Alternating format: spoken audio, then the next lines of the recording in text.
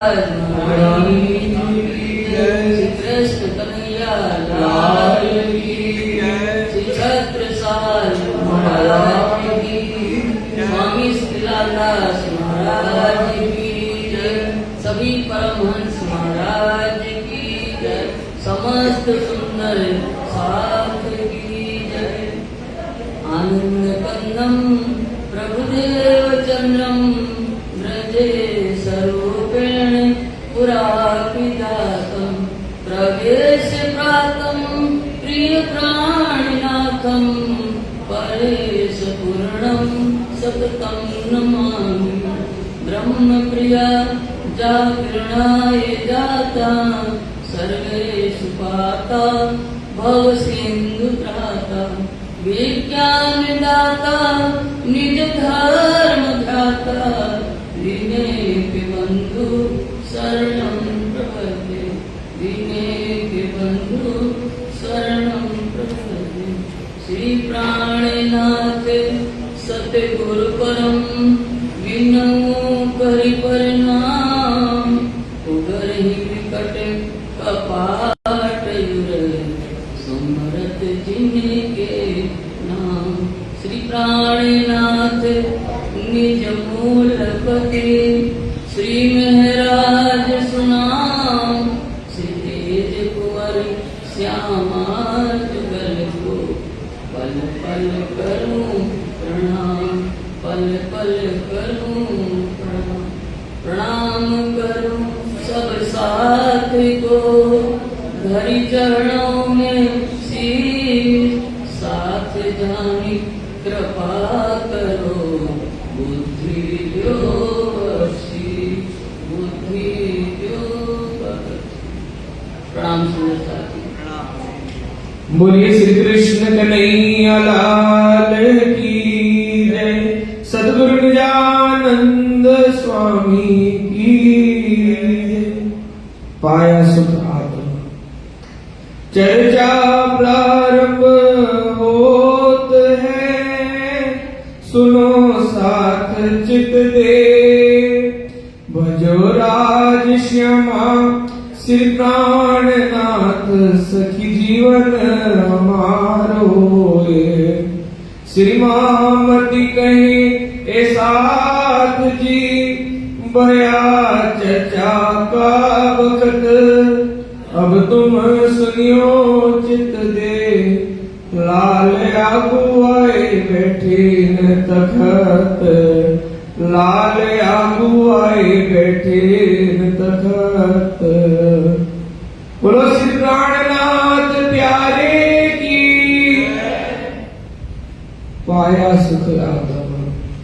एक किताबें लेके लगे बिहारी जी के कदम बातें भी तक की करी पाया सुख आत्म पाया सुख आत्म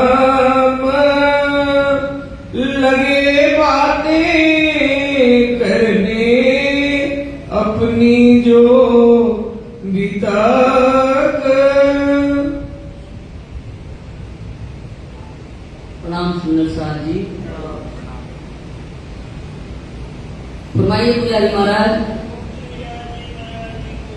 सुंदर साथ जी, कल आपने प्रसंग सुना था कि श्री जी का अंतर ध्यान समय आ गया था और ये दिवंगित का कार्य कर रहे थे कला जी के यहाँ धारोल में और बाल भाई वगैरह बुलाने आई और ये वहां गए क्योंकि इनके हृदय भी बैठना है। 9 वर्ष से इनकी आत्मा बिलख रही थी तो कैसे बैठते, तो उनको बुलाया और सारी हकीकत दोनों स्वरूप अब कितनी देर में थे 22 दिन ही रहे साथ में। तो जागने का संपूर्ण कार्य स्वामी जी को बता करके उनके हृदय में विराजमान हुए और अंतर ध्यान हुए। तो 1712 में अंतर ध्यान है और बिहारी जी महाराज को धाम के धनी को गादी पर बिठाया क्योंकि कोई आ नहीं रहा था वहाँ।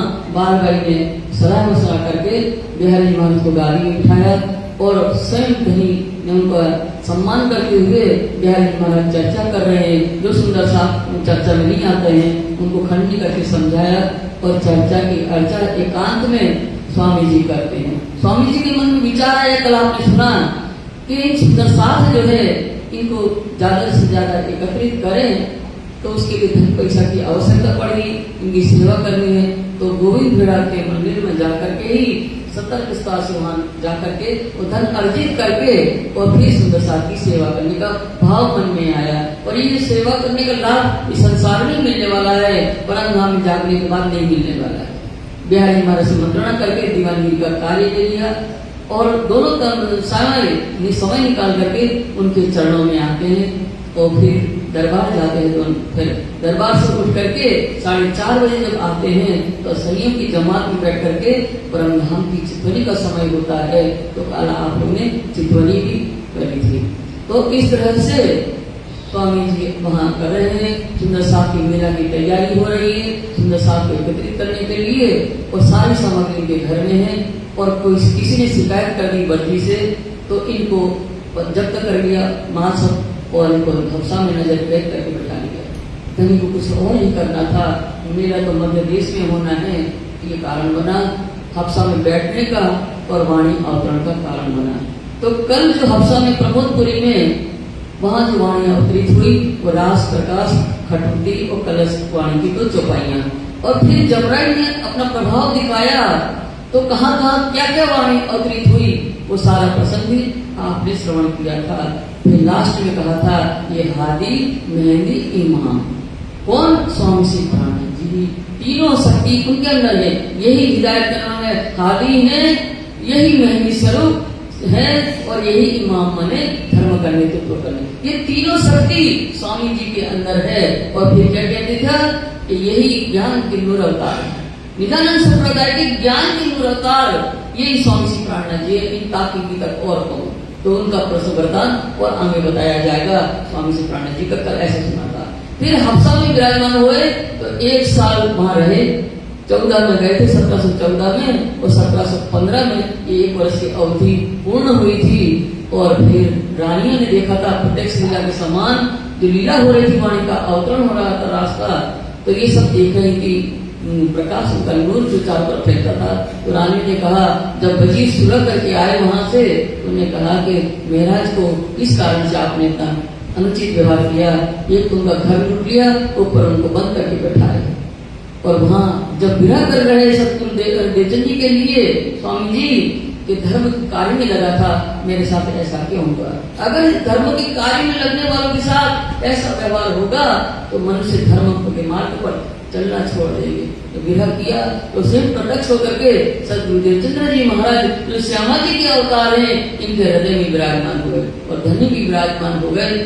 और उनके फिर द्वारा वाणी का अवतरण हुआ। तो वाणी में सबसे पहले ठाकुरानी जी का श्रृंगार का अवतरण है, राजी का स्वरूप का वर्णन है, वो सुंदर साथ का है। और रास की राम के कुछ उतरी उसमें ब्रज की लीला का वर्णन है। और कहाँ कहाँ कौन कौन वाणी उतरी वो सारा इस प्रकरण में आपको कल सुना है। अब आज कल आपने ये भी सुना था धनी को हम हफ्सा में नहीं बैठे रहना चाहते थे, तो कल ही अपन ने प्रसंग सुना था कि हफ्सा से ही मुक्त होकर के और फिर वो जो वाणी अवतरित हुई थी उस वाणी को लेकर के बिहारी महाराज धाम के धनी है उनके चरणों में वाणी रखकर के चरण प्रणाम किया। अब आज प्रसंग सुनेंगे कि बिहारी महाराज से अपना 1 वर्ष का जो वृतांत है वो बता रहे हैं। यो किताबें उतरी हुई श्री महाराज पर हक कैसे किताब उतरी, वाणी का अवतरण कैसे हुआ और पूर्ण परमात्मा की कृपा जो महाराज ठाकुर की वो हुई वो उसके कृपा के द्वारा ही आप इसके द्वारा वाणी का अवतरण हुआ। ये सारी हकीकत बिहारी जी महाराज बता रहे हैं। सात सबों ने इन समय देखी मेहर श्री राज जो उपस्थित सुंदर साथ से उस समय तो उन्होंने देखा वाणी के रूप में कि पूर्ण परमात्मा की कृपा सदगुरु देवचंद्र जी महाराज की जो कृपा है वो मेरा ठाकुर के ऊपर ही है। और हम सब तो सुंदर साथ के जागने का दायित्व इनको सौंपा है। बाह पकड़ाई साथ की गई हक के हाथ श्री महाराज हक के गई श्री महाराज हमारे सुंदर साथ की बाह पकड़ा करके जागने का हम सुंदर साथ का जागने का दायित्व इन महाराज को सौंपा है। कौन है? हक नहीं है। हक पूर्ण परमात्मा और हक कौन? हिदायत करने वाले जो हमारे सदगुरुदेव चंद्र जी महाराज थे, उन्होंने हमारी जिम्मेदारी दायित्व को सौंपा है। इत बिहारी जी चमके सुन षटरुति के सुकन्न। षटरुति में जो विरह वचन की वाणी है उसको सुन करके क्यों कहेंगे? और वाणी में कलश और वाणी में उसमें दावा की है प्रकाश वगैरह में कि हम लेम धनी अपना, तो फिर मेरे पास क्या बचेगा? इन तहकीक मुझ पे रही खास गिरो सैयन। तहकीक मुझसे रही खास गिरो सैयन। तहकीक माने निश्चय। वाणी को देख करके उनके मन में ये अवश्य उनके अंदर बैठ गया कि इस वाणी के माध्यम से परमात्मा की कृपा, सद्गुरु की कृपा इनके ऊपर है। तो ये निश्चय ये सुंदर साथ के धर्म का नेतृत्व है, ये मेरा ठाकुर अपने हाथ में ले लेंगे। इन तो सुपनों में गया मिले धनी अपना। वाणी में तो ये दावा कर रहे हैं कि धनी को मैं प्राप्त करना चाहता हूँ, ये धनी मैं ले लिया, मेरे अंदर है।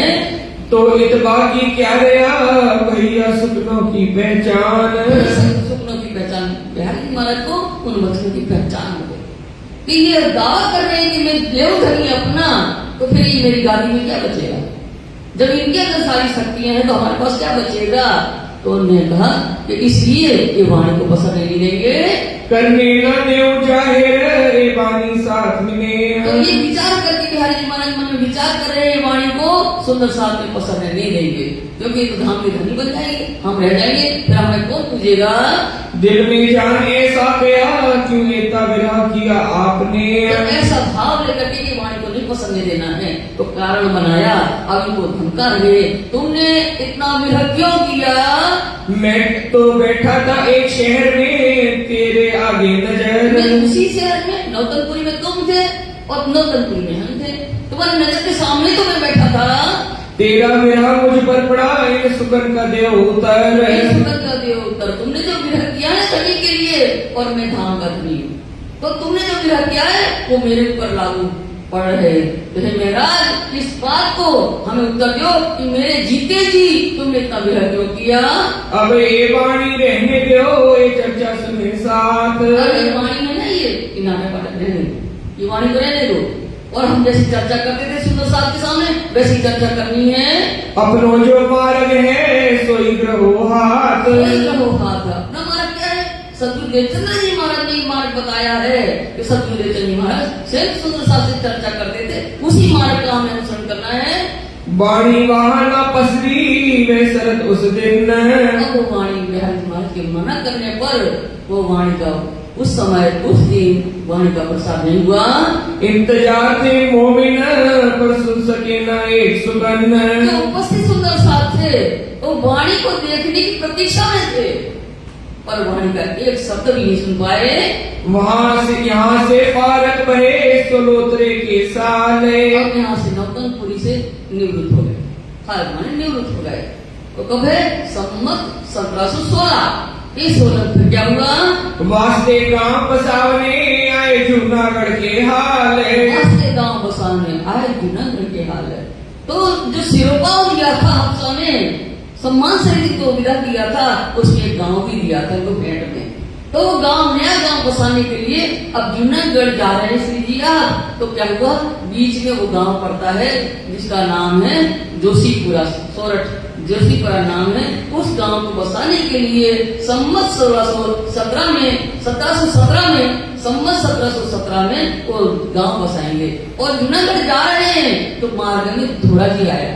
धोरा जी जब आया तो उस समय जो यात्री जो पैदल चलते थे वो क्या करते हैं, जहाँ तालाब नदी वगैरह होते हैं वहां पड़ाव डालते हैं, वहां रुकते हैं। स्वामी जी आप धोरा जी जा रहे हैं तो जूनागढ़ जा रहे हैं और नया गांव बसाने के जा रहे हैं। बीच में धोरा जी पड़ा तो श्री जी आप वहीं बैठे थे नदी किनारे, और केशवर बाई जी जो है वो गिरी भांजी की बेटी है, अपने पिता के साथ वो भी जा रही है। तो उनकी उम्र कितनी है? 8 वर्ष की। केशवर बाई जी राज का जन्म जो है 1708 में बताया गया है। 1708 उनका जन्म है, वो 1716 है, तो मात्र 8 वर्ष की है ये। और 8 वर्ष की होगी ही, क्योंकि उस समय में तो छोटे में शादी हो जाती थी। वो कुंवारी क्यों है? क्योंकि 8 वर्ष की थी, 10-12 साल में शादी हो जाती थी। तो इसलिए ये कुंवारी है, ये प्रमाणित है। अब जैसे ही तेज कुंवर की नजर मेरा ठाकुर के ऊपर पड़ी और मेरा ठाकुर की नजर तेज कुंवर बाई जी के अंदर पड़ी, तो दोनों के अंदर नजर से नजर मिलने से पवित्र आत्मा थी तेज कुंवर बाई जी राज की, तो उनके अंदर अमलावती की वासना थी, वो निकल करके तेज कुंवर के अंदर प्रवेश कर गई। तेज कुंवर बाई जी राज के अंदर प्रवेश कर गई तो तेज कुंवर जी ने उस समय कन्याएं क्या करती थी, लहंगा चुन्नी पहनती थी, तो लहंगा चुन्नी पहनी थी, उन्हें घूंघट कर लिया।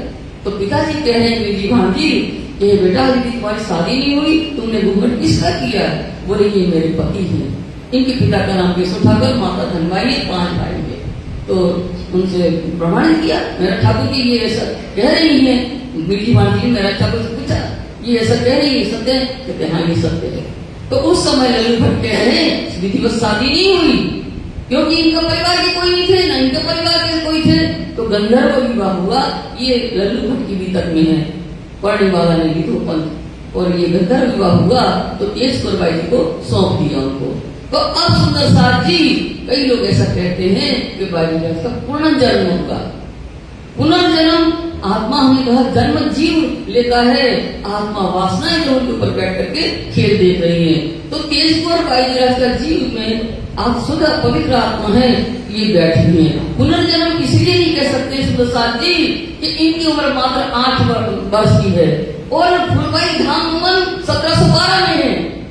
1712 में फुलबाई का धाम उमन है, तो 16 में कितने वर्ष की हुई? फुलबाई का समय कितना हुआ? 12 से लेकर के ये 8 ये और 4 और 2 तो 10 वर्ष का समय हो गया। 10 वर्ष तो धाम चले हो गया था और ये 8 वर्ष की है, तो पुनर्जन्म तो हो ही नहीं सकता है। तो ये पुनर्जन्म नहीं है, पवित्र आत्मा है तेज कुंवर बाई जी राज की, वो उसमें अमलावती ने प्रवेश कर लिया। तो इस तरह से अमलावती की वासना तेज कुंवर बाई जी राज को स्वामी जी ने अपने साथ लिया है। ये प्रसंग ये प्रताप मुक्तावली में ये प्रसंग लिखा हुआ है। सतोत्रे यारे अठोत्रे के बरस। अब संवत 1717 में जो गांव बसाने जा रहे थे जोशीपुरा, वहां रहे, वो गांव बसाए होंगे, वहां रह करके संवत 1717 में, और 1718 जब लगा तब आप श्री जी आप जूनागढ़ आ गए हैं। कांजी भाई आ रहे भाई पानी सुने सरस। कांजी भाई जूनागढ़ में रहते थे, जो सदगुरु देवचंद्र जी महाराज की जगाई हुई सुंदर साथ है कांजी भाई, तो वहां रहते थे जूनागढ़ में। तो उनके यहाँ स्वामी जी ठहरे हैं। हरजी व्यास एक ब्राह्मण रहे तिनके चाकर होए। और उसी जूनागढ़ में हरजी व्यास प्रकांड विद्वान है, वो वहाँ रहते थे और कांजी भाई उनके यहाँ नौकरी करते थे। जब वह दुखी पड़ा वो उतारा सोए। जब वो दुखी पड़ा अर्थात वो इतना बीमार होकर के उसका अंतिम समय घर वालों ने समझा कि इनको अब मरणासन हो रहे हैं, अंतिम समय आ गया है, ये अंतिम विला को देख करके घर वालों ने जमीन पर लेटा दिया। लगे दान करावने तब भया सावचेत। प्रकांड विद्वान है, उनके घर के लोग जो थे अंतिम क्रिया समझ करके और स्वर्ग की कामना करते हुए दान पुण्य उनके हाथ से करवाने लगे। एक ऐसा काम करत हो सो मैं नहीं इन खेत। ये समझे तो हमीदा तो कहने लगे घर वालों से ये दान पुण्य करवा करके ये मुझसे कौन सा ऐसा कार्य कर रहे हो? क्यों मोहे दान करावत जमपुरी के साधन। दान पुण्य क्यों करवा रहे हो? ये तो स्वर्ग का साधन है। मैं नाही इन इंड का मेरा क्यों कल्पाओ मन। मेरा क्यों कल्पाओ मन? मैं इस इंड का मतलब इस संसार का भोक्तव्य हुई कर्मकांडी जीव नहीं हूँ, और फिर मेरे से ये कर्म कांड ये दान पुण्य करवा करके स्वर्ग का साधन क्यों करवा रहे हो? मेरा ये दान पुण्य करवा करके मेरे मन को, मेरे अंतर मन को दुखी क्यों कर रहे हो? दोए बात की दाज इनमें से लिए जाता हूँ मैं। ये मेरा अंतिम समय है, तो इस संसार को छोड़ने के पहले मैं 2 बातों के दाज जो है 2 बातों की पीड़ा में अपने मन में लेकर के जा रहा हूँ। जाको मैं हाँ कही सो ना कही किनने। प्रकांड विद्वान है, हरजी व्यास कह रहे हैं जिस सिद्धांत को मैंने स्थापित कर दिया उस सिद्धांत का किसी ने खंडन नहीं किया है। जाको मैं ना कही सो हाँ ना कही किन। सिद्धांत को मैंने ना कर दिया, स्वीकार कर दिया, फिर किसी की ताकत थी तो उस सिद्धांत का प्रतिपादन करे। इन दोए बात की दाज रह गई मेरे मन। बातों की पीड़ा प्रेरणा मेरे मन में रह गई है। ये सुकर कांजी सुन के बड़ी उपजी दाज। और ऐसे हरजी व्यास के वचनों सुना कि मैं इस पिंड का नहीं हूँ, मैं कर्म कांडी जीव नहीं हूँ, मेरे से दान पुण्य करा करके स्वर्ग का साधन क्यों, मैं स्वर्ग का जाने वाला नहीं जीव हूँ। ये बात जब सुनी और ज्ञान का अभिमान वाली बात भी सुनी तो हरजी कांजी भाई के हृदय में टीस पहुंची। एक ऐसे इन्होंने क्या ये है हमारे मान। इस तरह से क्यों कहा मैं स्वर्ग जाने वाला नहीं हूँ, तो ये ऐसे इन वचनों कैसे कह दिए, ये क्या हमारे ब्रह्मचर्य के अनुकूल इनके अंदर, ये बात तो वो कहे। ये तो सुकर सो कहे जो करे वासना धाम। ये सुकर ऐसे वचन तो वही कह सकता है कि मैं स्वर्ग जाने वाला नहीं हूँ, ये ऐसे वचन तो वही कहते हैं जो कहे वासना धाम। परम धाम की जो आत्माएं हैं वही ऐसे वचन बोल रहे हैं, बोल सकते हैं कि मैं स्वर्ग जाने वाला नहीं हूँ। क्यों ये जीवता रहे या के पूरे मनोरथ काम। गांधी भाई मन में विचार करते हैं कि हर जीव किसी भी प्रकार जीवित रहे तो स्वामी जी से चर्चा करके और चर्चा करवा करके क्या करेंगे कि इनके ज्ञान का जो अभिमान है उसको भी नष्ट कर दिया जाए और इनकी सारी मनोकामना जो है पूर्ण कर दिया जाए। यो करते कांजी ने ये बात शिव जी आगे तो करी। ऐसा विचार करते हुए कांजी ने ये सारा हकीकत जो हरिदास का स्वामी जी से बताया। शिव जी ने ये सुन के दिल बीच धरी। ने कांजी भाई को सुन करके मन में रखने बाद जो जीवता है रहते है कहूँ चर्चा के सुकन। तो स्वामी जी कहते हैं कांजी भट्ट से, कांजी भाई से कि कांजी अगर हरजी व्यास जीवित रहे किसी प्रकार तो इस हम ज्ञान चर्चा करके इनके ज्ञान को घमंड को हम नष्ट कर देंगे। सब सके बहनों इनकी तुम साफ रही हो इनसे चर्चा करके इनकी जितने भी संदेह हैं इनको दूर कर देंगे और के ज्ञान की गुमान को हम हटा देंगे। पर कांजी भाई इन बातों के लिए तुम साक्षी रहना। फिर इसी बात को उठाया दूर होए गुमान। इसी बात को, कौन सी बात को, कि हर जीव जिंदा रहे, इस बात को लेकर के अब हर जीव जिंदा रहेंगे तो इनके ज्ञान के गुमान को दूर करेंगे। तो इसलिए क्या कर रहे हैं, सेवा लगा कांजी करने क्यों होए इन्हें पहचान। अब गांधी भाई ये जीवित रहे तो इसे ज्ञान चर्चा करवाई जाए स्वामी जी की, ये भाव लेकर के गांधी भाई इनकी सेवा सेवा करने लगे। ये जीवित रहे तो इनके ज्ञान के गुमान को दूर कर दिया जाए।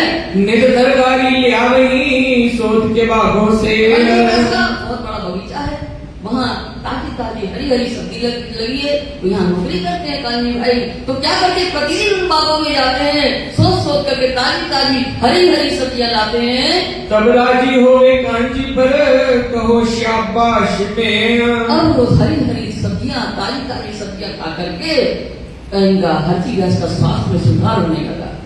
तब जब स्वास्थ्य में सुधार होने लगा तो हरजी व्यास ने कांजी भाई से, शाबाश कांजी तुमने मेरी अच्छी सेवा की है। मांग जो कछु मांगना सो मैं देऊं तो को। मांग हे हरजी व्यास जी।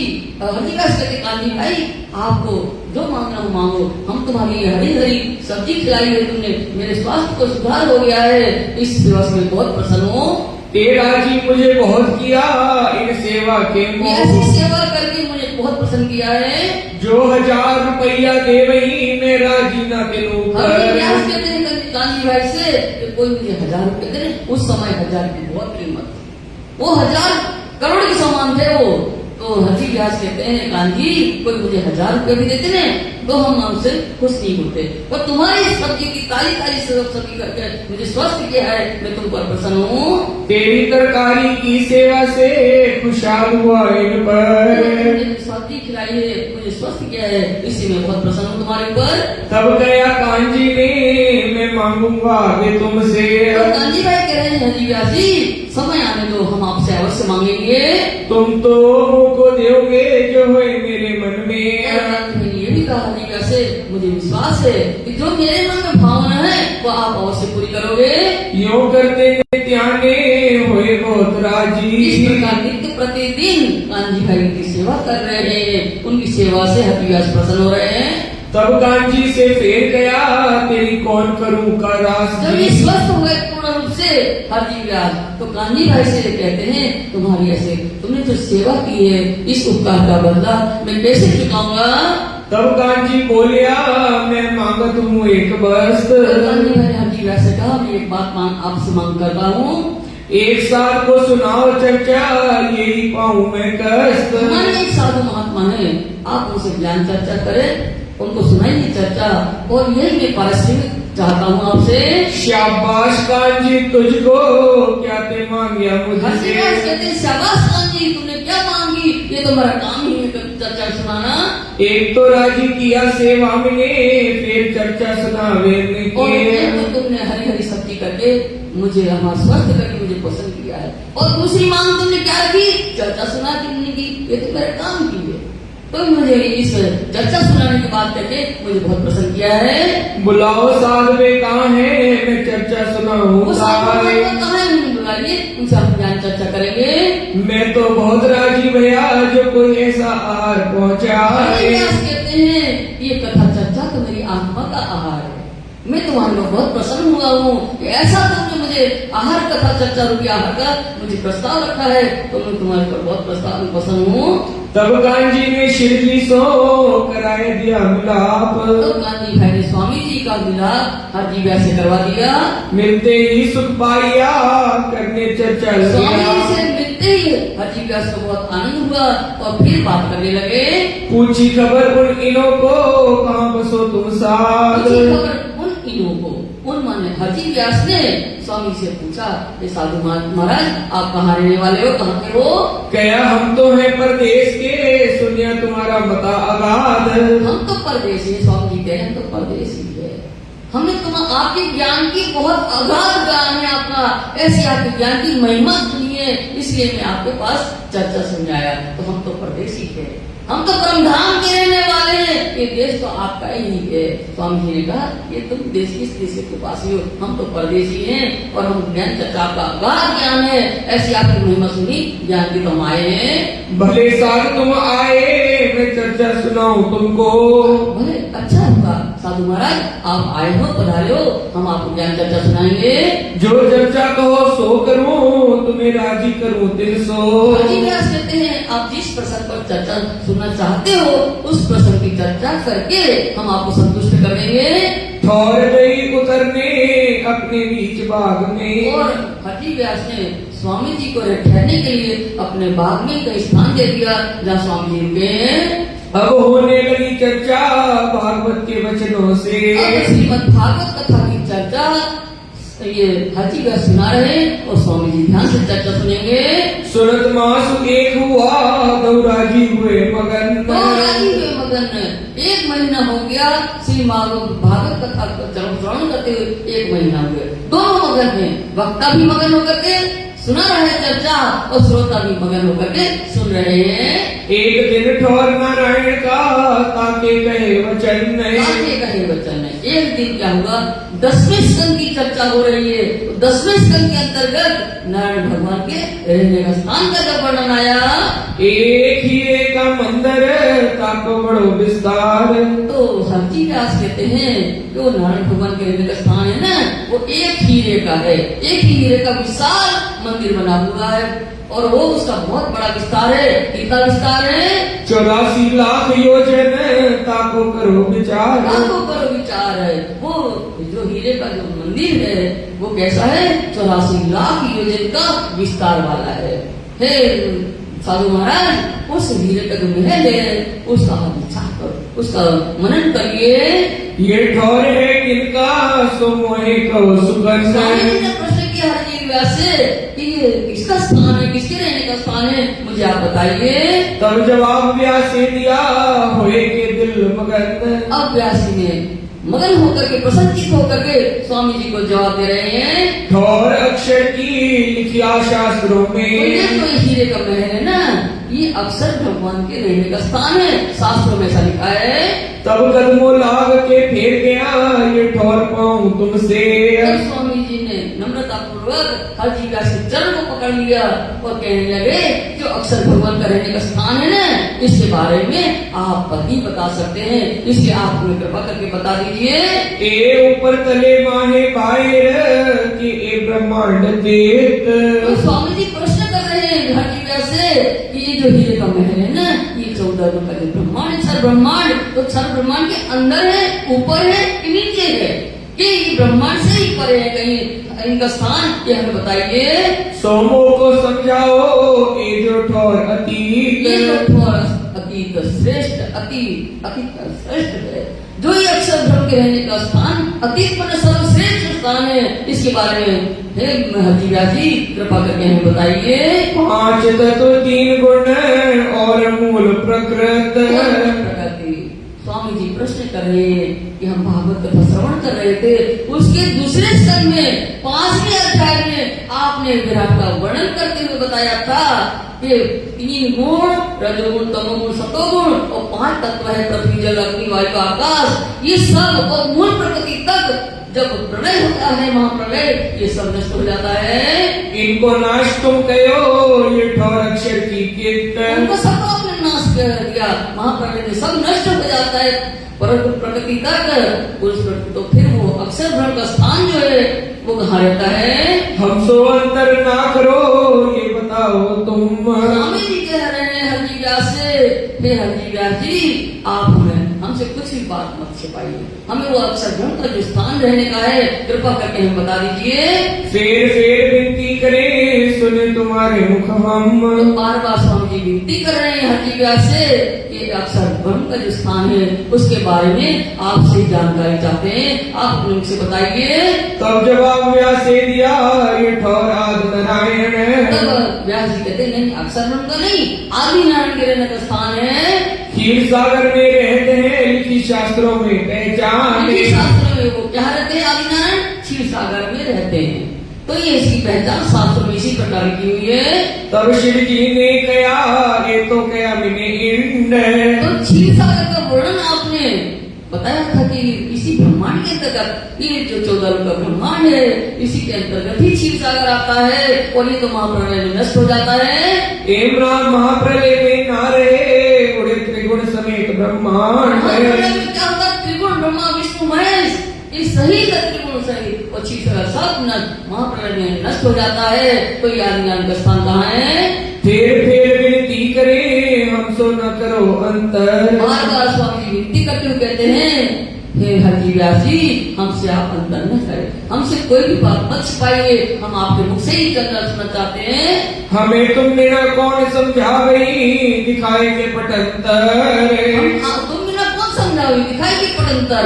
स्वामी जी कह रहे हैं हरि व्यास से, हे हरि व्यास आपका तो ज्ञान अगाध है, अगाध ज्ञान है, आपका ज्ञान की महिमा सुनकर तो हम आए, तो आपके सिवाय इस प्रसंग के बारे में दिखाई की पटंतर, पटंतर मैंने रहस्य को खोल करके आदि नारायण का स्थान कहाँ है, ये रहस्य को खोल करके आपके सिवा कौन बता सकता है।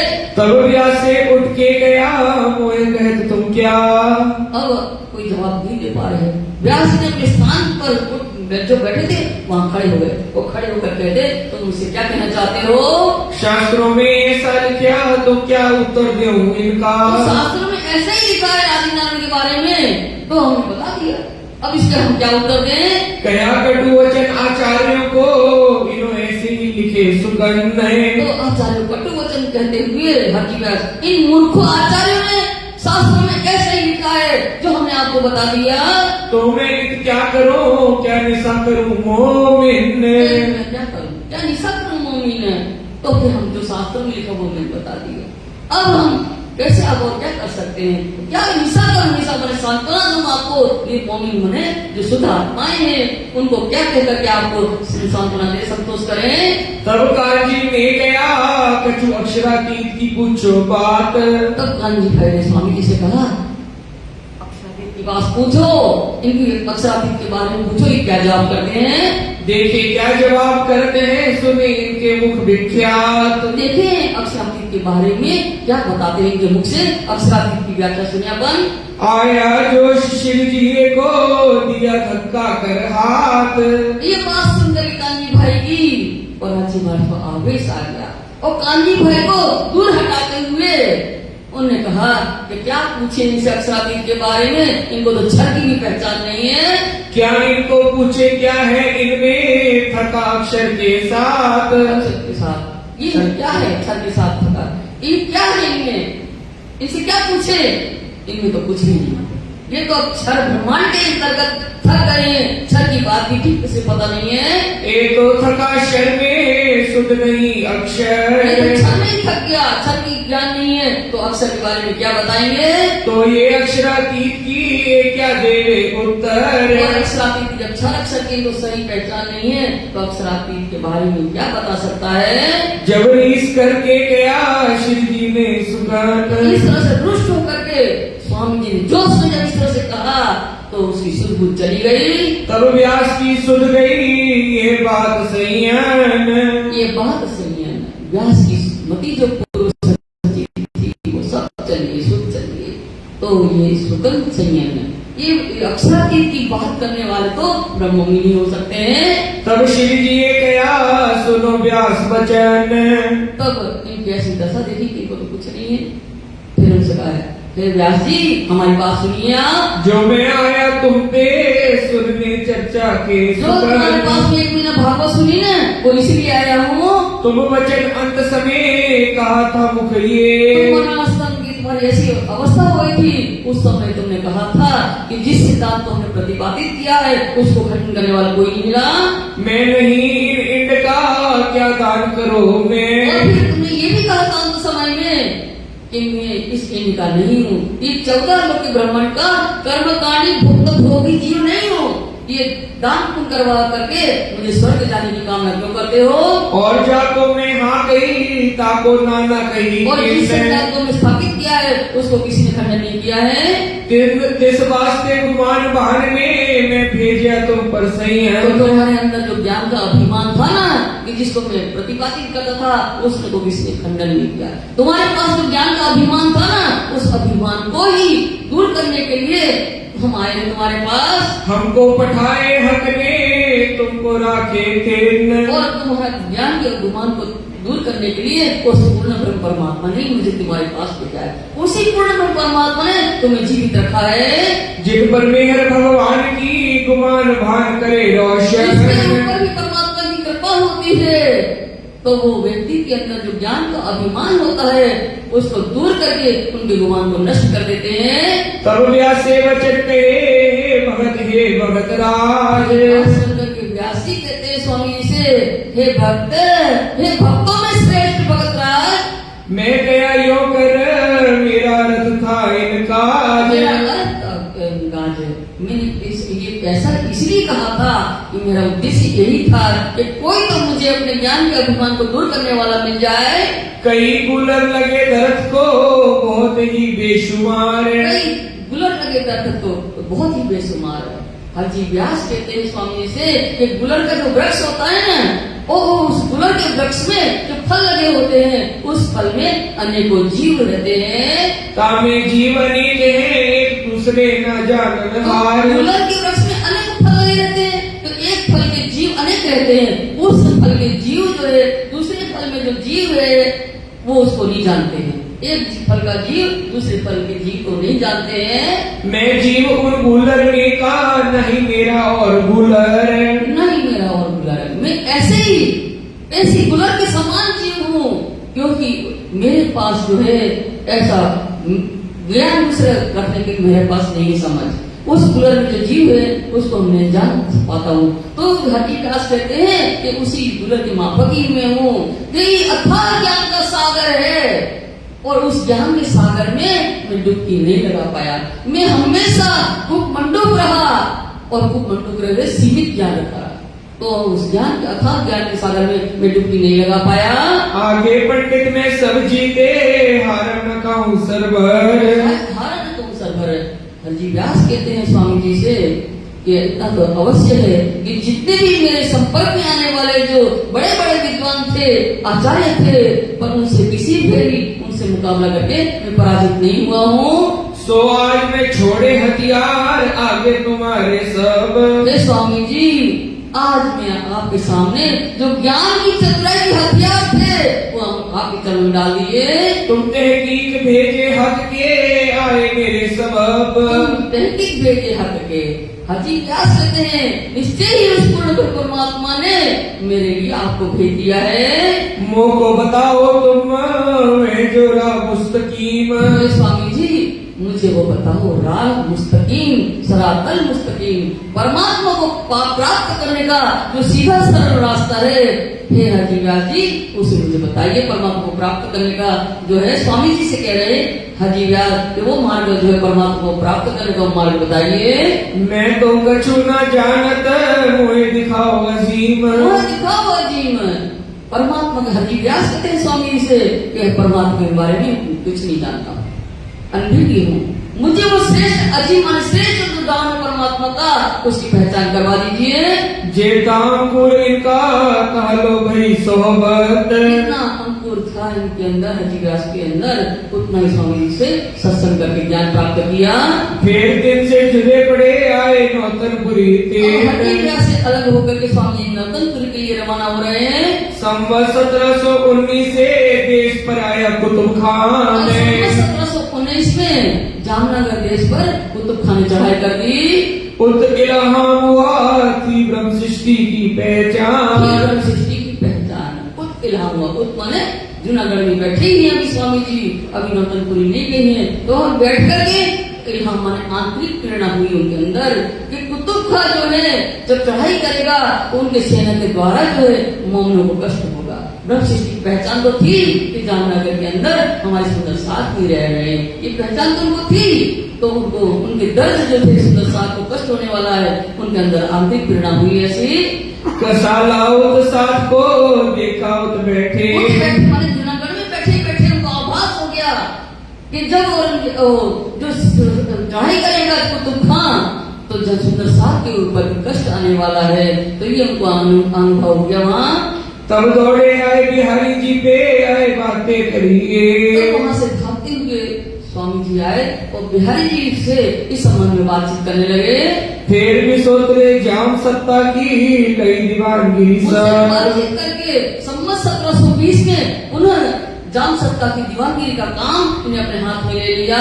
सारा कसाला सिर पर खींच लिया तब। सारा कसाला किसका, जो सुंदर साथ के सिर पर कष्ट आने वाला था वो अपने सिर पर ले लिया। जो जाम राजा के सिर पर भी कष्ट आने वाला था, कुतुब का जब चढ़ाई करता तो जाम राजा का भी अस्तित्व नष्ट हो जाने वाला था, वो कष्ट भी जाम राजा का वो भी अपने सिर पर ले लिया। यहाँ से फिर गुजरात गए वजीर संग जाम। अब वहां से जामनगर से वजीर कहा रहता है कुतुब खान अहमदाबाद में, उनसे सुलह करने के लिए जाम राजा और वह वजीर और दीवान आपसे हैं स्वामी जी, ये तीनों उनसे सुलह करने के लिए गए। कहाँ से माया छोड़ के लिया मोमिनों का सिर काम। तो जब वहां सुलह करने गए तो वर्तमान दीपक में लिखा है कि उस कुतुब खान ने कहा कि आपके ऊपर जो है जाम राजा का आपके ऊपर 9 लाख कोरी टैक्स बाकी है, वो 9 लाख कोरी आप टैक्स जो है उसको भर दीजिए। तो राजा ने कहा कि मेरे पास 8 लाख कोरी है, उसको हम आपको दे रहे हैं, वो आप ले लो, स्वीकार कर लो। 1 लाख कोरी के बदले मैं अपना जो दीवान है इनको गिरवे रख देता हूँ।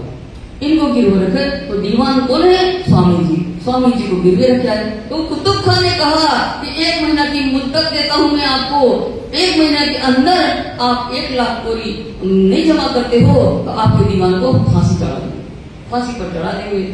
अब ये बात जो उनके बाप का क्या जाना था जाम राजा का, तो वो तो आ गया सुलह करके। अब 1 महीना की मुद्दत है। ये बात कांजी भाई ने सुनी। जब समय नजदीक आ गया फांसी चढ़ाने का, तो कांजी भाई ने क्या किया कि गए तेजपुर बाजीराज के पास, और तेजपुर बाजीराज के वस्त्र पहने कांजी भाई ने वो प्रताप प्रथा भी घूंघट किया, और घूंघट करके गए वहाँ जहाँ नजर गए थे स्वामी जी।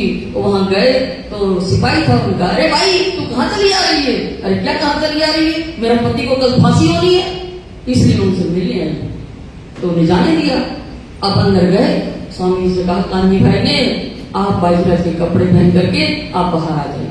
कांजी तो बहुत मिल जाएंगे, धनी आप नहीं मिलोगे, इसलिए अपने ये स्वामी जी नहीं चाहते थे कि मेरे बदले में कांजी भाई की कुर्बानी दूं। ये धनी नहीं चाहते थे, धनी निकलना नहीं चाहते थे, पर कांजी भाई ने कहा, हे धनी, सुंदर साहब की जागनी का कार्य अधूरा पड़ा है और जागनी आपके तन से ही होनी है, इसलिए आप जिद न करो और आप हमारे यहाँ छोड़ करके आप निकल जाए।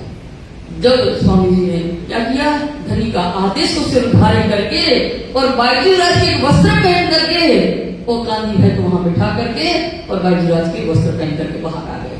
तो फिर क्या, त्राण युद्ध की तो फरी फरी पछे गत मत मारी भाई। ये जो गत मत क्या है कि हमें बाजीराज के कपड़े पहन करके निकलना पड़ा। माया ने हमारी गति उम्मती वो कांजी भाई को अपने स्थान पर कुर्बान होने के लिए बिठा दिया हमने। ये मेरी माया ने हमारी गति उन्नति को छीन लिया, पची गत मारी करी, तो छीन ली। ऐसी माया बलवंती है। और फिर क्या हुआ, कांजी भाई की भी कुर्बानी नहीं हुई। जब कांजी भाई को फांसी के दिन वहां बंधन में से निकाला गया तो बड़ी हुई दाढ़ी थी, दाढ़ी बड़ी हुई थी कांजी भाई की, और उन्होंने जोशी आवाज में कहा, हे सैयद के, हे बादशाह के नुमाइंदो, क्या मतलब आएगी वो कजा के लिए, वो अल-रहमान रहीम अल रहीम खुदा अल्लाह ताला जब कजा करेंगे उस समय नरक की यातना तुम्हें भोगनी पड़ेगी। ऐसे भोले भाले लोग को तुम कष्ट दे रहे हो। तब ये बात सुन करके जो कजा की बात कही, वो खुदा ताला क़यामत के समय तुम सबको नरक की आग यातना में डालेंगे। ये बात जब सुनी तो वहां करवाया जो था बासा, वो थरथराने लगे। वो जल्लाद फांसी देने वाला वो भी थराने लगा, और वो जो सिपाही वो भी सब थरा रहे थे।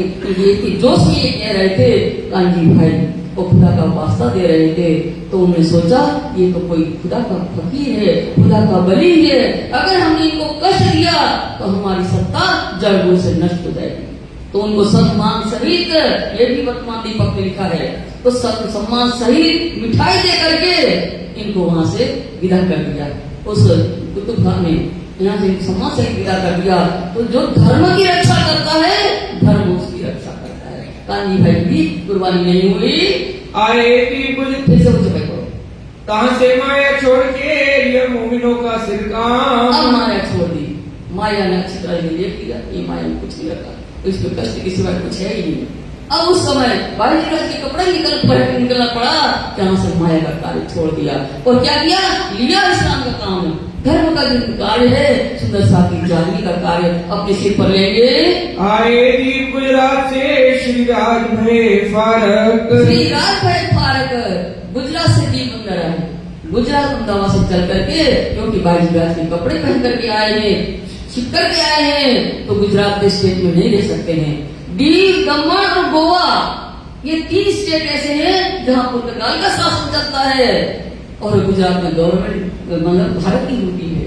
तो इसलिए क्या है, जब वहां से छिप करके आए तो कहां जाए, उस स्टेट में तो रह नहीं सकते थे स्वामी जी, तो दीव बंदर में आ गए। तो दीव बंदर में स्वामी जी आ गए। मायापुरी दिखाए के कहां से फारूक हो गए, निवृत्त हो गए माया से, अब माया काम नहीं पकड़ेंगे। फिर मायापुरी दिखाए के नजर करी तरफ, मायापुरी दिखाई, किसने दिखाया, हमने मांगा था, वो धनी दिखा रहे। धनी ने पूर्ण रूप से माया को दिखा दिया। अब नजर करी तरफ, अब माया पूरी तरह से देख लिया हमने। तो स्वामी जी ने क्या किया, अपना पूरा ध्यान परमात्मा में लगाया।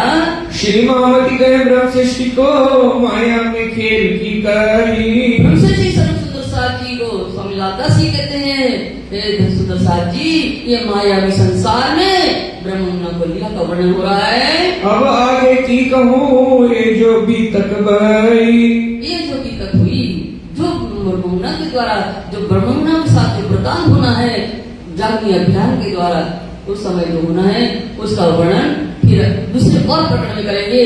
अब इसके आगे 3 सृष्टि की पहचान आएगी। 3 सृष्टि, 3 सृष्टि कही वेद ने, तीनों कही फिर कान।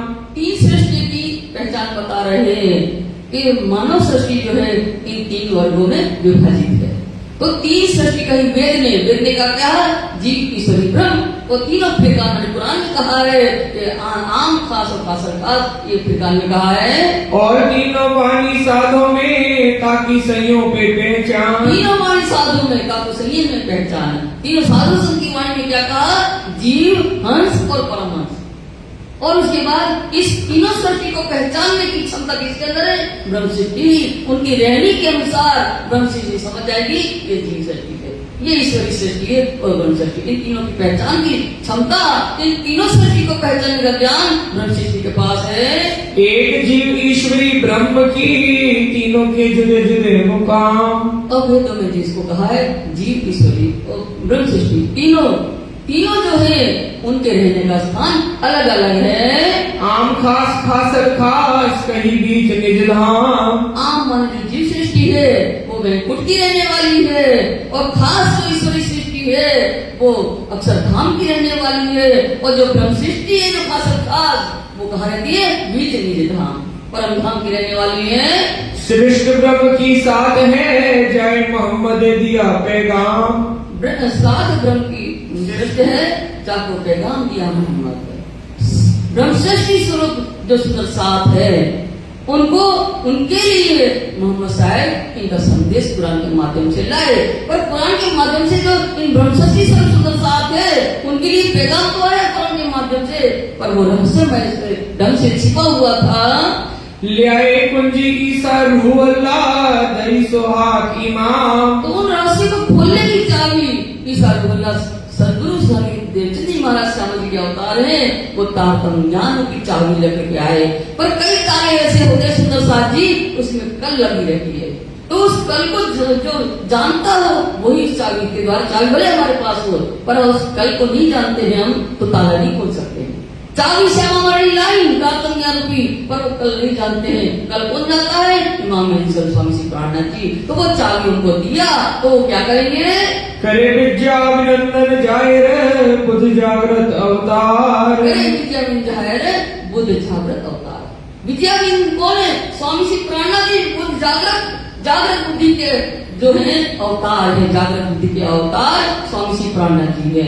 और विद्यावन कौन है जिनको हम विद्यावन कहते हैं? तो सुंदर साथी हरिद्वार के कुंभ के मेले में सभी धर्म हिंदू धर्म एकत्रित था। 10 नाम सन्यासी, 4 बड़े बड़े धर्म के आचार्य और 6 शास्त्र वाले, संपूर्ण सब लोग थे।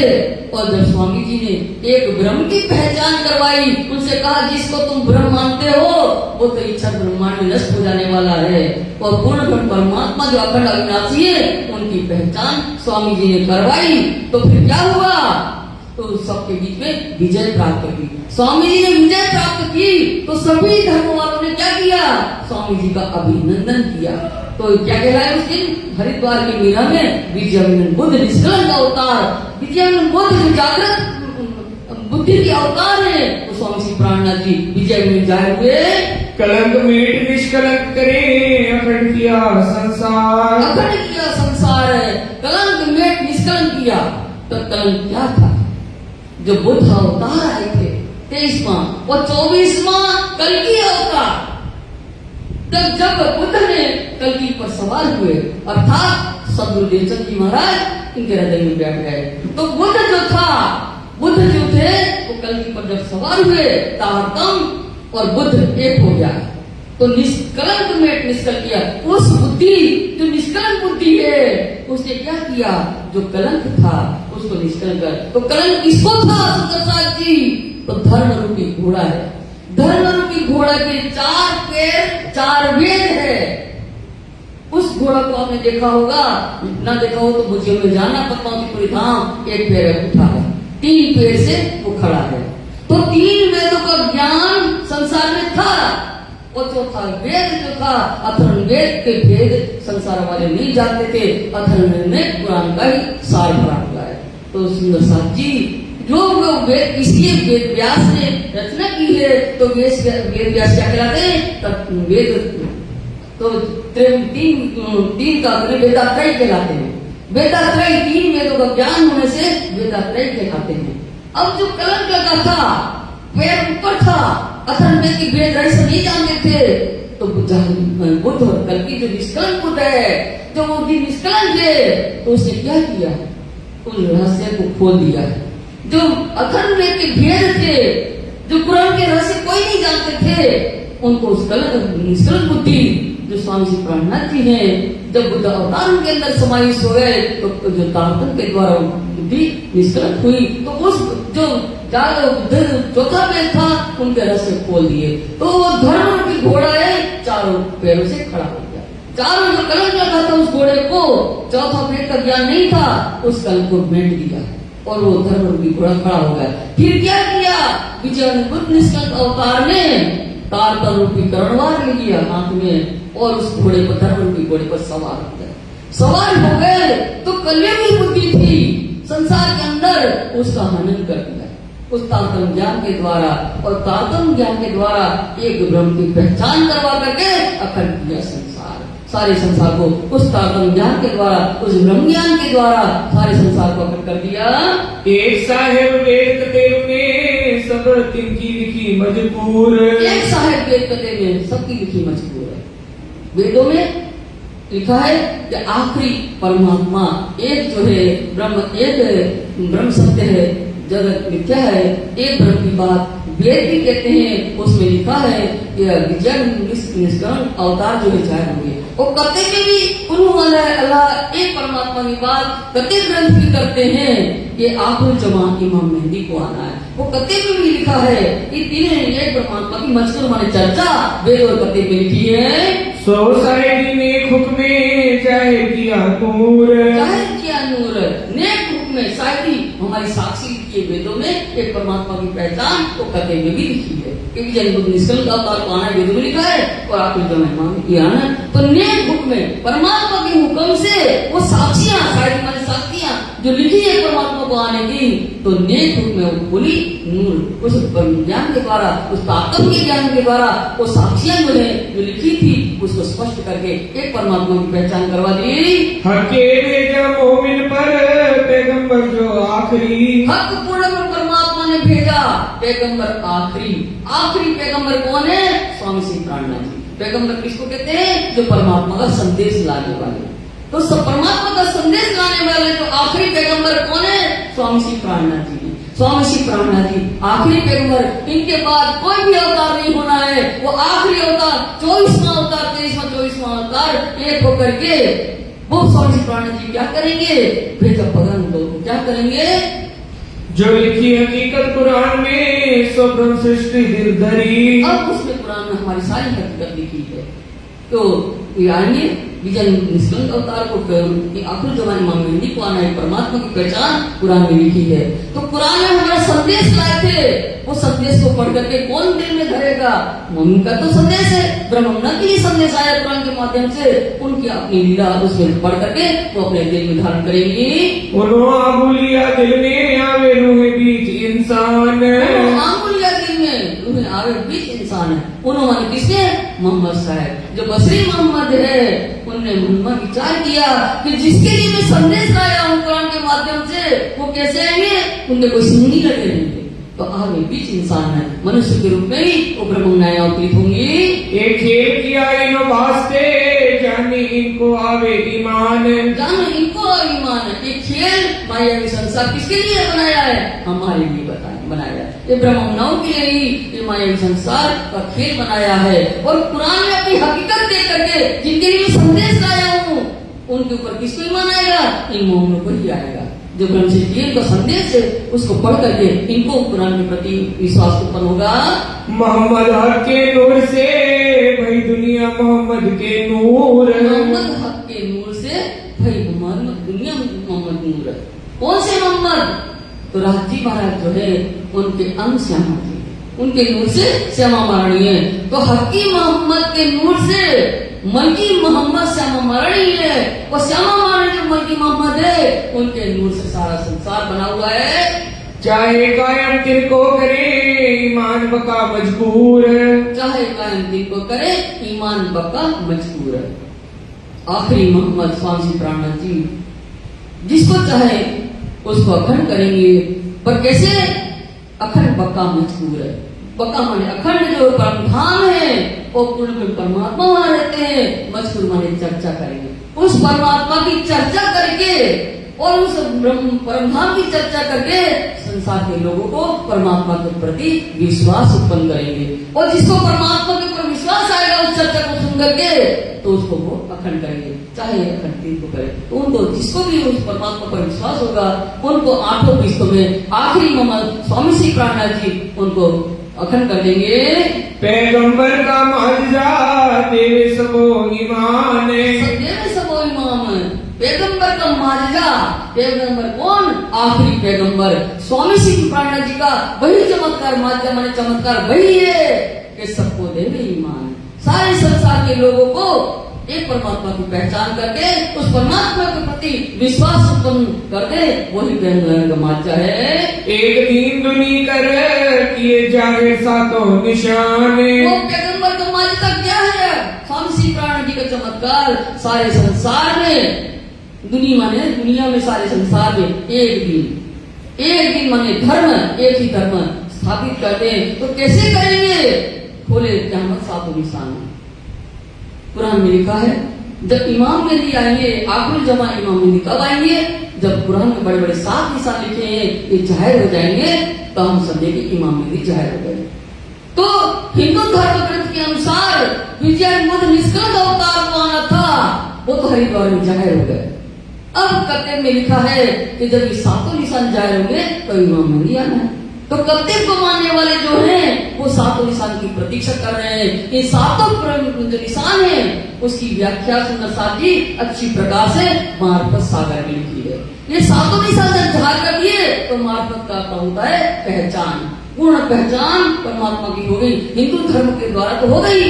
अब जो कत्ते को मानने वाले हैं उनके ये 7 निशान जाहिर हो जाएंगे, तब हम समझेंगे कि मामले। तो 7 निशान कौन कौन से हैं सुंदर साथ जी? तो पहला निशान है दज्जाल का, दूसरा निशान है दातुल अर्ज का, तीसरा निशान है आजिज माजिज का, चौथा निशान है मगरब से सूर्य उदय होना, और 5वां निशान है ईसा रूह अल्लाह आएंगे, और छठा निशान है इमाम मेहदी को आना, और 7वां निशान है असराफिल बिस्कुल फूकेगा। तो 7 निशान की व्याख्या इस प्रकार है सुंदर साथ जी कि कुरान में लिखा है कि और अपनी वाणी मार्फत सागर में इसको स्पष्ट किया है 7 निशानों का। तो मार्फत सागर कहा है गधा बड़ा दज्जाल का, ऊंचा लग आसमान, पानी 7 दरिया का, पहुंचा नहीं रान। तो ये गधा कौन है? ये विराट स्वरूप जो है विष्णु भगवान का स्थूल स्वरूप, विराट का जो स्वरूप है उसको गधा करके कहा है। तो 7 पाताल का जो जल है उनके राम पर आता है, फिर उधर का भाग उसके ऊपर है जो मृत्यु लोग जिसको कहते हैं। तो 7 पाताल का जल जो है वो उनके राम तक आता है। और ऐसा उन्होंने गड्ढा है उसके ऊपर पातशाही किसकी है? विष्णु भगवान की पातशाही। चौदह लोग के ऊपर पातशाह कौन है? विष्णु भगवान है वेदों के द्वारा, और कत्ते के द्वारा पातशाह कौन है? अजाजील फरिश्ता। अजाजील का किनको कहा गया? विष्णु भगवान को। अजाजील के मन का फरिश्ता इब्लीस से है, और यहाँ विष्णु भगवान के मन का फरिश्ता नाराज है। तो ये दोनों क्या करते हैं? इनको काना कहा गया है, उस दज्जाल को काना कहा गया है। एक आंख है, एक आंख नहीं है। तो परमात्मा को देखने की आंख नहीं है, संसार मोह में संसार को देखने की आंख दृष्टि होने से एक आंख से काना किया गया है। तो इब्लीस सबके अंदर बैठा है संसार के लोगों में, जिसके ऊपर विष्णु की पातशाही है तो अजाजिल की पातशाही है, तो इब्लीस अंदर बैठा है तो परमात्मा की तरफ नहीं लगने देता है, मनुष्यों के माया में भ्रम को करवाता है, फंसा करके रखता है। इसी प्रकार जो विष्णु भगवान का मन का फरिश्ता कौन है? नारद इतना चंचल है वो परमात्मा में मन नहीं लगना देता है और संसार के लोगों को माया में भ्रमित करके रखता है। ये है दज्जाल का निशान। और दूसरा निशान है दातुल अर्ज का निशान। दातुल अर्ज कौन है? तो उसमें लिखा है मार्फत सागर में कि मनुष्य जो है वो उसका सिर तो इंसान जैसा होगा, एक ऐसा जानवर होगा कि मुंह तो उसका इंसान जैसा होगा पर उसके अंदर ईमान नहीं होगा, और पशु के समान उसके सारे अंग होंगे। तो कैसे? तो मनुष्य का मुख होगा कि उसके अंदर ईमान नहीं होगा, उसके सिर पहाड़ी बैल के सींग हो गए, ऐसे पहाड़ी बैल के सींग हो गए, और गर्दन मुर्ग की होगी, हाथी के कान हो गए, सिर की छाती होगी, और गिद्दड़ की पीठ होगी, सुअर की आंख होगी। ऐसा पशु प्रवृत्ति जो है ये मनुष्य की है, ऐसा जानवर होगा उसमें लिखा है। तो वो समझते हैं प्रत्येक ग्रंथ को मानने वाले कि ऐसा जानवर जब होगा, ये इंसान का मुख होगा और सारे जानवर के अंग होंगे, तो वो देखते हैं कि ऐसा जानवर जब प्रकट होगा तो हम समझेंगे क़यामत का समय आ गया, इमाम भी जाहिर हो गए, तो हम समझेंगे। वो जाहिरी अर्थ कहते हैं। स्वामी जी ने उसका अर्थ का स्पष्टीकरण करके बताया, ये मनुष्य का चेहरा तो होगा पर ईमान वगैरह होगा, उसके अंदर परमात्मा के प्रति विश्वास नहीं होगा। पहाड़ी बैल की सींग, तो पहाड़ी बैल की सींग कैसे हो जाते हैं? तो पहाड़ी बैल होता है ना, तो बगैर वो फटे ही लड़ता रहता है। अगर कोई लड़ने वाला न मिले तो माटी के कीड़े में अपना सींग घुसेड़ता रहता है। तो ऐसे ही मनुष्य की प्रवृत्ति होगी कि मनुष्य की पहाड़ी बैल जैसे सींग, अर्थात मनुष्य की ऐसी प्रवृत्ति होगी कि वो बगैर वजह से लड़ता रहता है, कोई वजह नहीं होगी फिर भी लड़ेगा। और हाथी के कान क्या है कि हाथी को कोई गाली देना तो वो पागल हो जाता है। ऐसे मनुष्य की प्रवृत्ति, इसलिए उसके दोनों तरफ घंटा लटकते रहते हैं तो आवाज में सुनाएंगे। तो हाथी के कान क्या है? मनुष्य की कोई बुराई करता है ना तो क्या करता है? लड़ने के लिए तैयार हो जाता है। अगर कोई तारीफ करे, अच्छा और क्या कहा था मेरे बारे में, और जब बुराई करे, अच्छा ऐसा कहा, देखते हैं उसको कल। ये हाथी के कान है। सुअर की दृष्टि क्या है? ये प्रवृत्ति है मनुष्य की। जब सुअर की दृष्टि क्या होती है? अच्छे भगवान भी उसके सामने रख दो पर उसकी दृष्टि भ्रष्टा में जाती है। ऐसे ही मनुष्य की दृष्टि है कि जहां नाच गाना होता हो और कहीं जब कुछ भी होता रात्रि के समय तो क्या कहते, पूरी रात जागते रहेंगे, उनको नींद नहीं आई। अगर कथा जो भगवान है, आत्मा की खुराक है, वहां ना हो तो 1 घंटा बैठने की मुश्किल पड़ता है, नींद आएगी। ये सुअर की दृष्टि, वो अच्छी चीज को ग्रहण नहीं कर सकता है। ये सुअर की प्रवृत्ति, ये प्रवृत्ति मनुष्य की है। और तीसरा, मूर्ख की गर्दन क्या है? मूर्ख कैसे ऐसा झुकता है, झुकता नहीं है वो। उसी प्रकार मनुष्य का अंदर अहंकार है, वो झुकता नहीं है, अहंकार है उसके अंदर बगैर मुफ्त का, कुछ होना हो अहंकार, ये प्रवृत्ति मनुष्य की है। और फिर शेर की छाती मतलब शेर की छाती नहीं है, वो प्रवृत्ति है। शेर की छाती में दया नहीं होती है। ऐसे शेर की छाती वाले जो मनुष्य होते हैं ना, उनके अंदर दया नहीं होती है। डॉक्टर वगैरह पहले फीस रख दो तब ऑपरेशन करेंगे, उनको दया नहीं होती है कि उस बीच गर्मी है, चार कहां से लाए, पहले फीस रखो तब होगा, पहले फार्म भरवा देते। तो इस शेर की छाती बनिया भी होता है, तो गरीब इंसान को कम पैसा में अनाज नहीं देगा क्योंकि उसके हृदय में दया नहीं है। ये शेर की छाती है। तो अब क्या है, पीठ गिदड़ की पीठ इतनी कमजोर होती है, थोड़ी सी गलती मारो तो टूट जाती है। मनुष्य की प्रवृत्ति कैसी होगी कि धर्म का बोझा वो नहीं सहन करेगा। अगर धर्म के लिए चंदा लेने जाओ उनके पास तो कहते हैं हम 4 भाई हैं, हम मिलकर के सलाह करेंगे फिर आपको चंदा देंगे। अगर कोई संसारिक कार्य करना हो तो बड़े भाई ने ऐसी शादी की थी, उससे बढ़कर हम शादी करेंगे, फिर उसे भाइयों को पूछने की जरूरत नहीं होती है।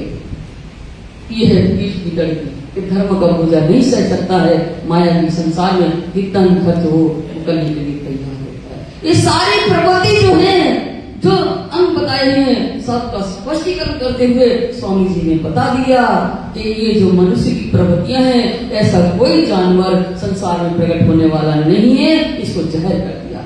तीसरा उसमें है आजूज और माजूज, 2 चूहे होंगे और सिकंदर बादशाह की बनाई हुई दीवार जो अष्टधातु के उसको तोड़ डालेंगे।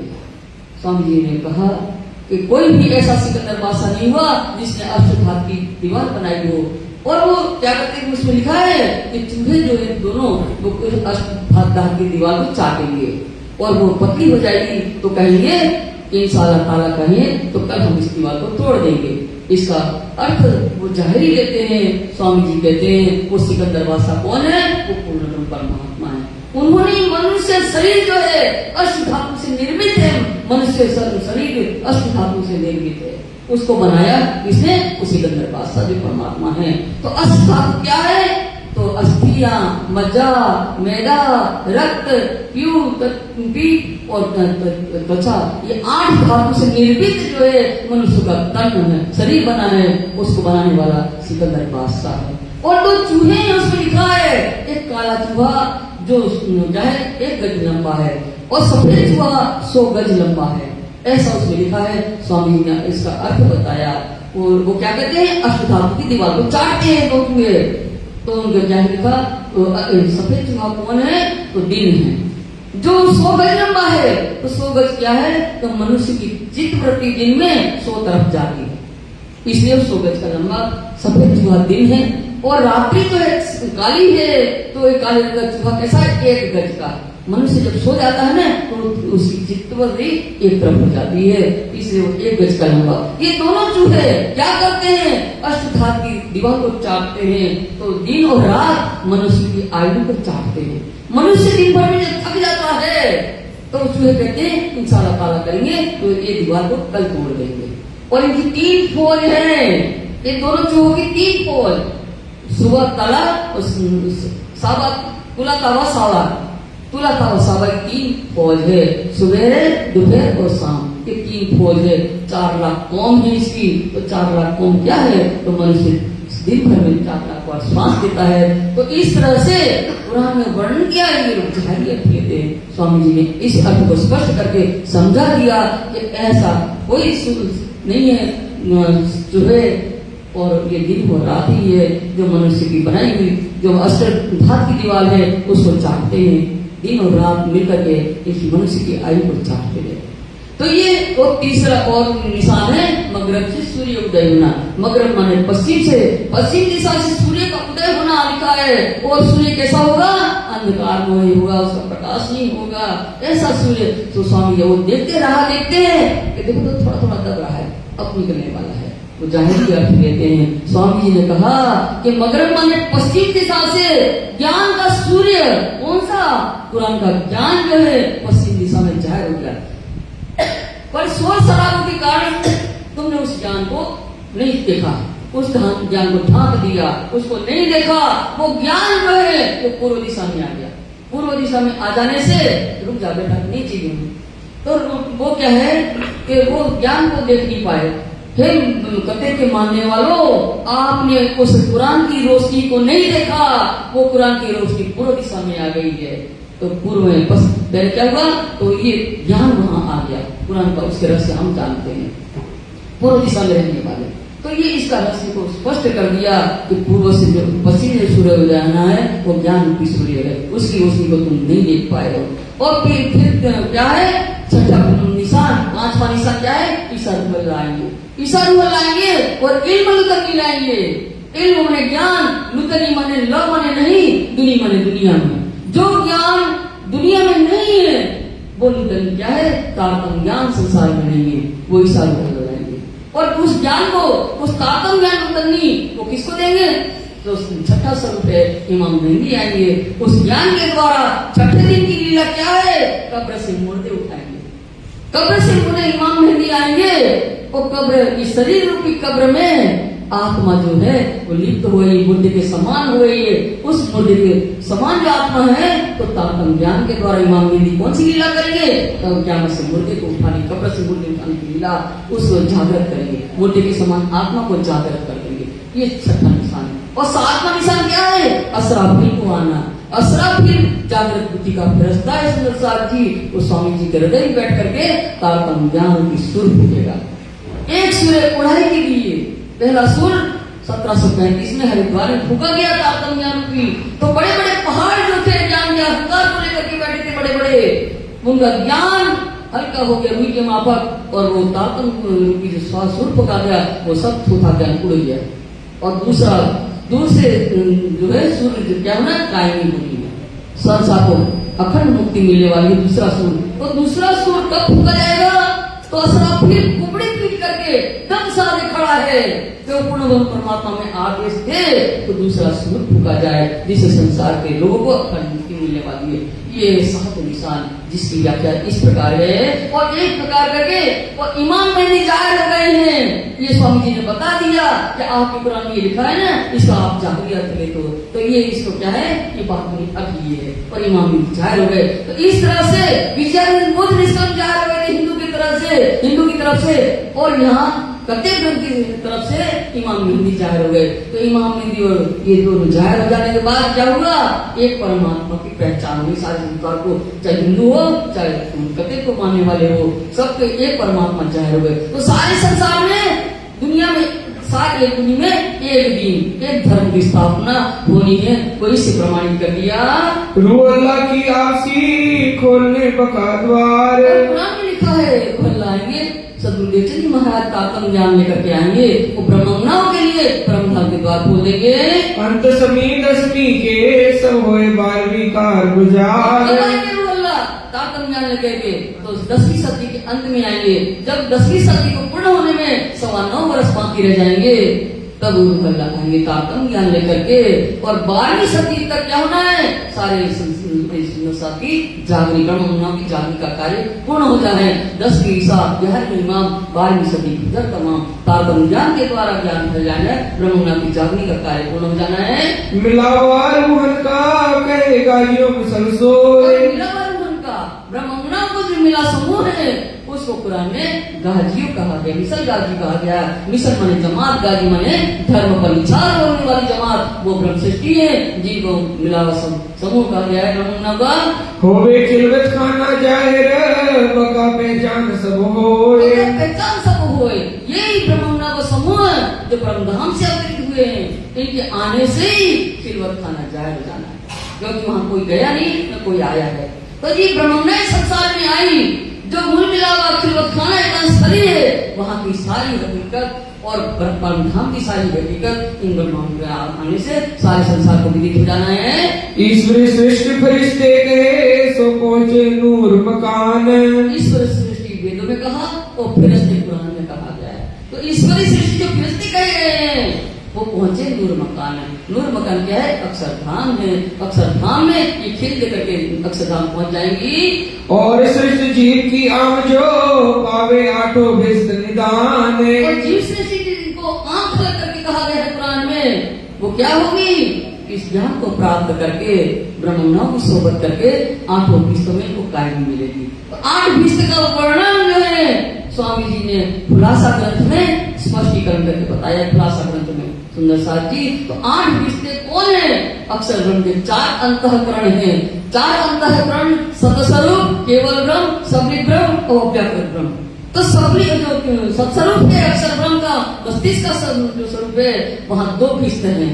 2 भिस्त कौन सी है, तो एक तो निर्मल चेतन में जिन तनों में बैठ करके ब्रह्म खेल देख रही है वो तन, वहाँ 1 नंबर की भिस्त में सत्स्वरूप के निर्मल चेतन में उनको मुक्ति मिली है। और दूसरा जो दूसरी भिस्त है सत्स्वरूप के महाकरण में, वो ईश्वरी सृष्टि जिन तनों पर बैठ कर खेल देख रही है, उनके तन महाकरण होना है। वो तो कहा नहीं, अपने धाम जाएंगी, ब्रह्म सृष्टि अपने धाम चली जाएंगी। जो 3 जिन तनों में लीला हो रही है उन तन की मुक्ति का स्थान 1 नंबर की भिस्त ब्रह्मज्ञान के तन की है और ईश्वरी सृष्टि के तन की महाकरण है। और 3 जो है भिस्ते केवल ब्रह्म में, तो सिर्फ केवल ब्रह्म की लीला होती है, इसके अलावा कुछ नहीं होती है। तो सबलित ब्रह्म के अंदर 3 है। सबलित के निर्मल चेतन में मोहम्मदी भिस्त, सबलित के महाकरण में राशि भिस्त, सबलित के कारण में ब्रज की भिस्त है।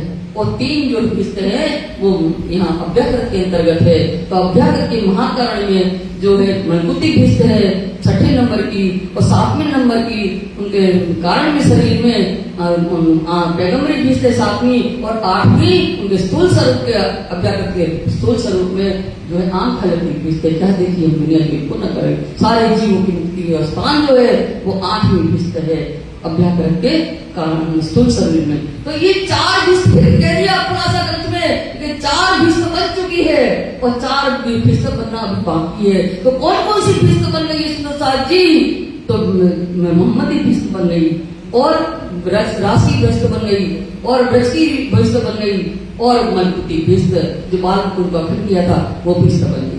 और 4 भिस्त बाकी है जिन तनों में बैठ करके ब्रह्म सृष्टि खेल देख रही है वो जो है वो बाकी है। जिन तनों में ईश्वरी सृष्टि खेल देख रही है वो बाकी है, और पैगम्बरी भिस्त बाकी है, और आम फलक की भिस्त जो सारे संसार को फिर मुक्ति मिली है वो भिस्त बाकी है। ये 4 बनने बाकी है और 4 भिस्त बन चुकी है।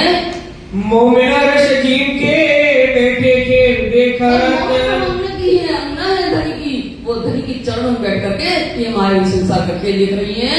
मायने खोल जाहिर किए यही वक्त क्यामत। और मायने खोल जाहिर किए किसने? सभी धर्म ग्रंथ में जो रहस्य छिपे थे हमारे, वो रहस्य को स्वामी श्री प्राणानंद ने खोल करके एक परमात्मा की पहचान करके परमात्मा जाहिर हो गए। यही शायद हजूर की ताबेर नहीं लगा, शायद हजूर की कहा देर नहीं लगा, शायद मैंने समय हम इस संसार में खेल देखने आए थे परम धाम से, वो समय तीसरा घड़ी 4 दिन बाकी रहा, 4 घड़ी बाकी रहा, 4:30 बजे का समय था और खेल देख करके हम परम धाम वापस जाएंगे तो वही समय रहेगा 4:30 बजे का ही समय रहेगा। 4 घड़ी पिछला जाने परवरदिगार, 4 घड़ी पिछला अर्थात 4:30 बजे का समय है। तब हम संसार का खेल देखने आए थे तो ब्रज की लीला देख ली, रास की लीला देख ली और जागरण ब्रह्मांड की संपूर्ण लीला को देख करके जब हम परम धाम में आएंगे तो वही समय 4:30 बजे का ही रहेगा। तो इस रहस्य को कौन जानता है? इस समय के रहस्य को कौन जानता है? जाने पर लगेगा पूर्ण ब्रह्म परमात्मा ही इस रहस्य को जानते हैं। श्री महामती कहे मोमिनो बेवरा तीनों का कया तुम। श्री महामती स्वामी रामदासी कहते हैं सुंदर साथ जी ये मानव सृष्टि को जो इन वर्गीकरण करके आपको बता दिया। कहो आगे और मजे की जो दिखाया खेल हुकाम, जो दिखाया खेल हुकाम। अब स्वामी लालदासी कहते हैं अब उस मजे की धर्म अभियान के समय जिस पहुंचाना है उसका वर्णन जो है धनी के हुक्म से धर्म अभियान आगे चलना है उसकी लीला का वर्णन अगले प्रकरण में राजी महाराज के हुक्म से स्वामी लालदासी कहते होगा। बोलो प्राणनाथ प्यारे की, कृष्ण कन्हैया लाल की, दीप बंदर की भीतर फिर कहूँ श्री जी की जो भीतर बीच इस्लाम। फिर कहूँ भीतर जो श्री जी की जो दीन इस्लाम निजानंद धर्म की धर्म या अभियान के समय जब स्वामी जी को अनेक प्रकार का कष्ट देखना पड़ा धर्म विरोधी लोगों से उसका वर्णन बता रहे हैं। लड़ाई करी तो 400 सो कहूँ मुकाम और ठाम।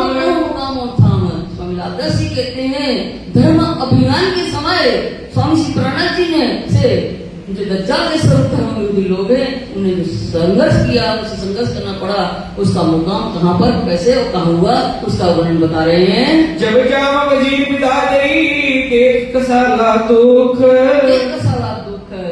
जब जाम राजा के साथ वजीर के साथ जब वहाँ गए थे सुलह करने के लिए और पूर्ण परमात्मा ने देखा कि मेरा ठाकुर को आत्मा कष्ट भोग रही है तो फिर क्या हुआ हुकम हक सुभान का अवे पावे सुख। परमात्मा की आज्ञा ऐसी हुई कि आप जो मेरा की आत्मा जो दुख सहन कर रही है कष्ट सहन कर रही है अब मैं ऐसा करूं कि उनकी आत्मा जो है उनकी सुख प्राप्त करें मौन की जागरण का कार्य को सौंपेंगे। नारियल तैयार रखना और आ रहे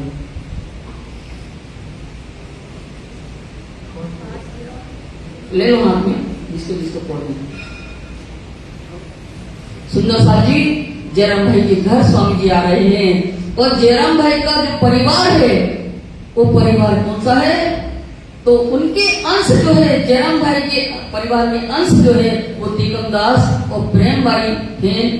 उनकी माता जी जो बहुत धर्म प्रेमी थी बाजार में इनका घर था पहले वो पैदल चल करके उनकी तक सुनने आती थी। त्रिकम दास ब्रह्मणी और उनके जो माता जी प्रेमबाई उनके ही ये परिवार है उनका ही पुत्र है ये तीनों भाई। एक बाबूलाल जी का परिवार राकेश जी और श्री सत्यनारायण जी का परिवार उनके सुपुत्र भी यहाँ खड़े हैं और उनके छोटे भाई जो है कुंज बिहारी उनके सुपुत्र भी यहाँ खड़े हैं। ये तीनों हाजिरी दे रहे हैं कि जो दीप मंदिर में जयराम भाई रहते थे उनके ही हम मन से हैं और हम अभी भी आपकी सेवा में हाजिर है। ये नारियल फोड़ करके उनको साक्षी प्रदान कर रहे हैं। सुंदर साथी इनको देखिए। तब गुजरात से आए दीप में भाई साथी जयराम के घर। बताया था गुजरात में नहीं रह सकते थे अब ये दीप मंदिर दूसरा स्टेट है पुर्तगाल का शासन है यहाँ तो स्वामी जी जो है जयराम भाई जो है सदगुरु देवचंद्र जी महाराज की जगह में अग्रणी सुंदर साथ है तो जयराम भाई के घर दीप मंदिर में स्वामी जी पधारे। श्री प्राणनाथ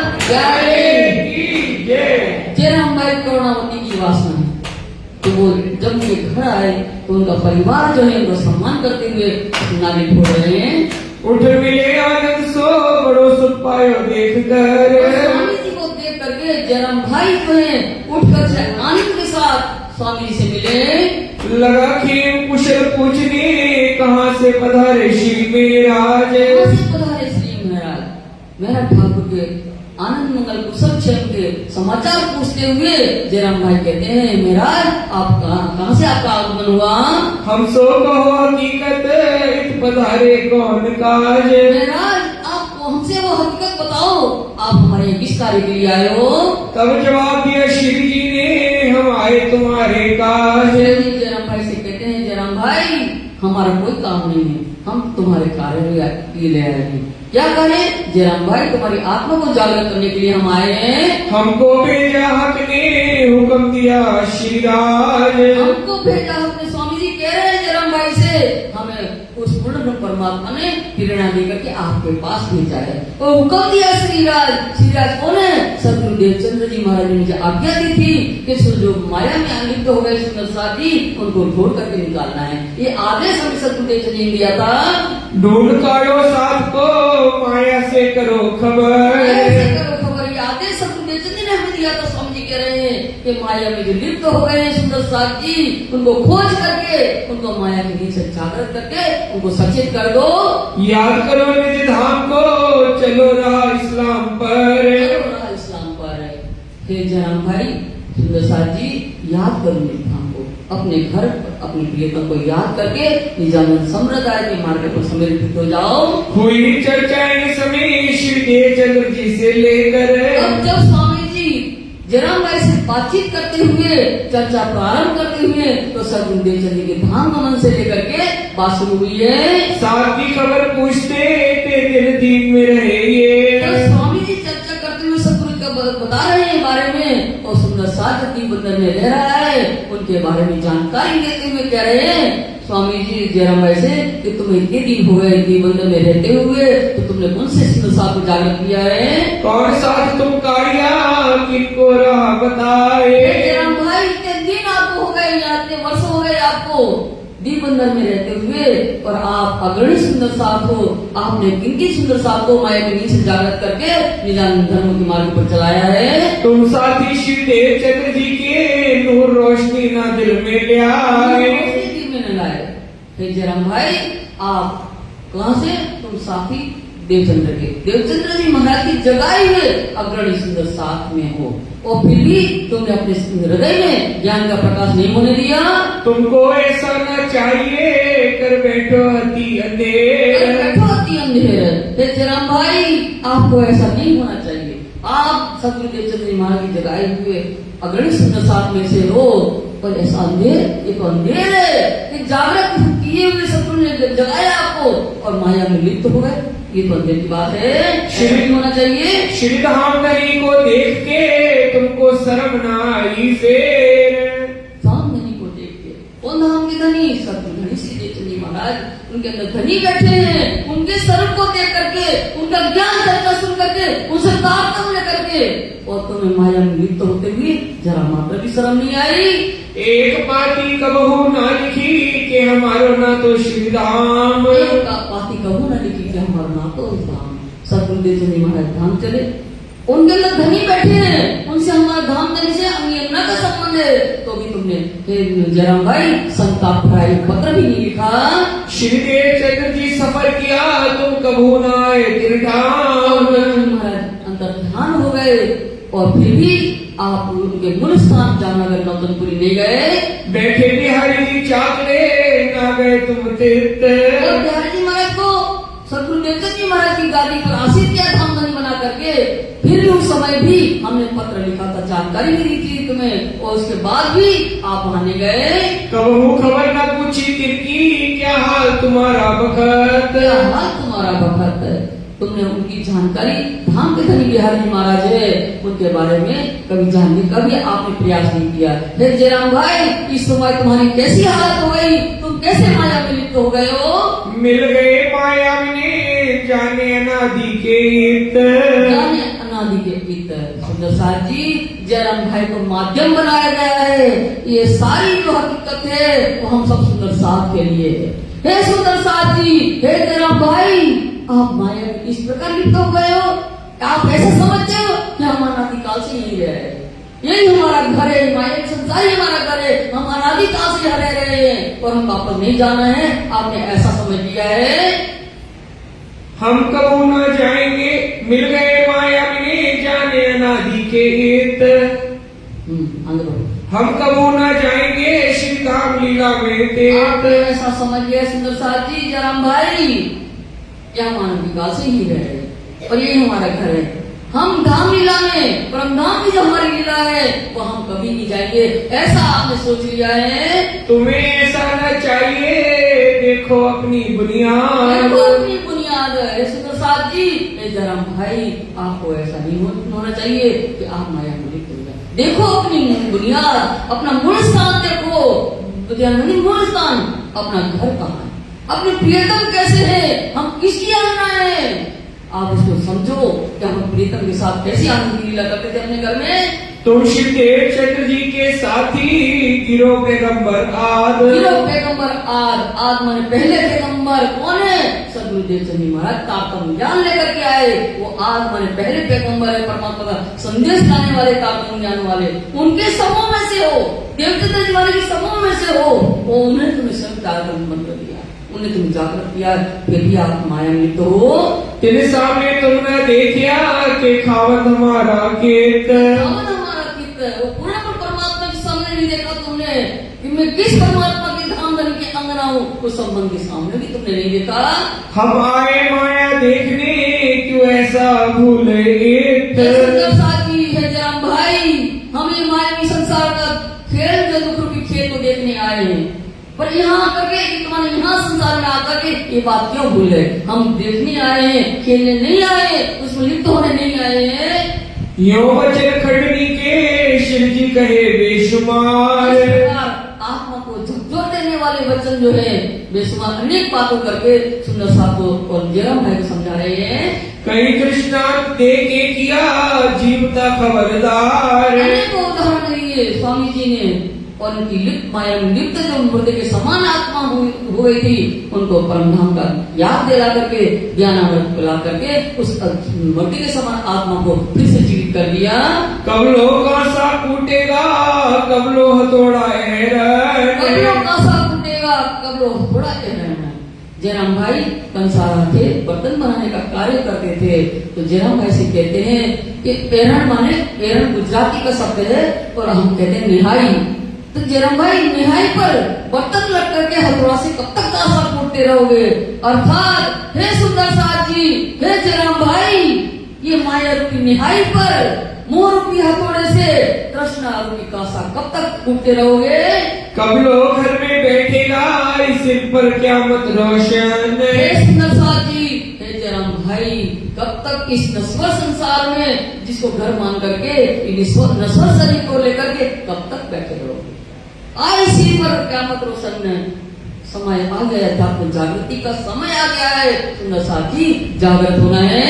ये मुर्दार 14 तबक सोम होत है नाश। ये 14 लोग का ब्रह्मांड में मुर्दार है, ना चीज इसके अस्तित्व कुछ भी नहीं है। जैसे मुर्दार का कोई अस्तित्व नहीं होता है, ऐसे ही 14 लोग का ब्रह्मांड का कोई अस्तित्व नहीं है। वो भी अभी जो चारों प्रकार के प्रलय सब नष्ट हो जाने वाला है। कछु शर्म नारी हक की, तुम कहावत गिरो खास। हक की शर्म नहीं, तुम कहावत गिरो खास है। ऐसे तो साथी खास गिरो, ब्रह्मोमेंट के समूह से हो, और फिर इस तरह से माया में लिप्त होते, धनी की शर्म नहीं है। ये हमारा धनी कौन है? मेरी आत्मा का धनी वो प्राणनाथ, वो पूर्ण ब्रह्म परमात्मा है। उनके अंगना कहलाते हुए माया में लिप्त होते हुए शर्म नहीं आई। बहुत दिन मुर्दार ने तुम किया गुजरात। साथी है जयराम भाई, ये मायावी संसार में रहते हुए मनुष्य जन्म जो मिला है तुम्हें, इस अमूल्य मनुष्य जन्म को तुमने व्यर्थ नहीं बना। ये 14 लोग के ब्रह्मांड माया के संसार को देखते हुए ये तुमने क्या किया? ये मनुष्य तन जो मिला है, धनी को भजन करने के लिए, धनी की हम कहते आए थे कि हम आपको नहीं भूलेंगे, उसके लिए मनुष्य जन्म लिया और इसको ऐसे अमूल्य मनुष्य तन को क्या किया, तुमने ऐसे व्यतीत कर दिया। अब कहते दिन जियोगे कछु घर की करो पहचान। सुंदर साहब जी जराम भाई, अब कब तक जिए? 100 वर्ष, उसके बाद अपने घर जाने नहीं ना, तो घर की पहचान कर लो मनुष्य तन में रहते हुए कि हमारा घर कहाँ है, अखंड परम धाम, हमने प्रियतम के साथ आनंद और इष्ट की लीला करते थे, उसकी पहचान कर लो। कोई ना खाया इनमें चचोड़त चोर मुर्दार, कोई ना खाया इसमें चचोर मुर्दार। तो ये क्या है, ये संसार के क्षणिक सुखों में कोई भी तृप्त नहीं हुआ, कोई भी तृप्त नहीं हुआ इस मायावी संसार में रहते हुए।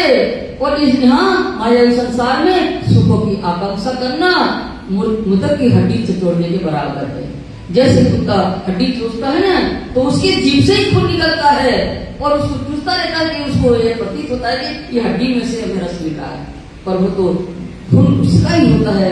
ठीक उसी प्रकार ये मायावी संसार है, इसमें सुखों की आकांक्षा करना मृत की हड्डी चूसने के बराबर है। श्री राम ने सुख छोड़ के क्या हमेशा होगी खुआर, क्या हमेशा होगी खुआर।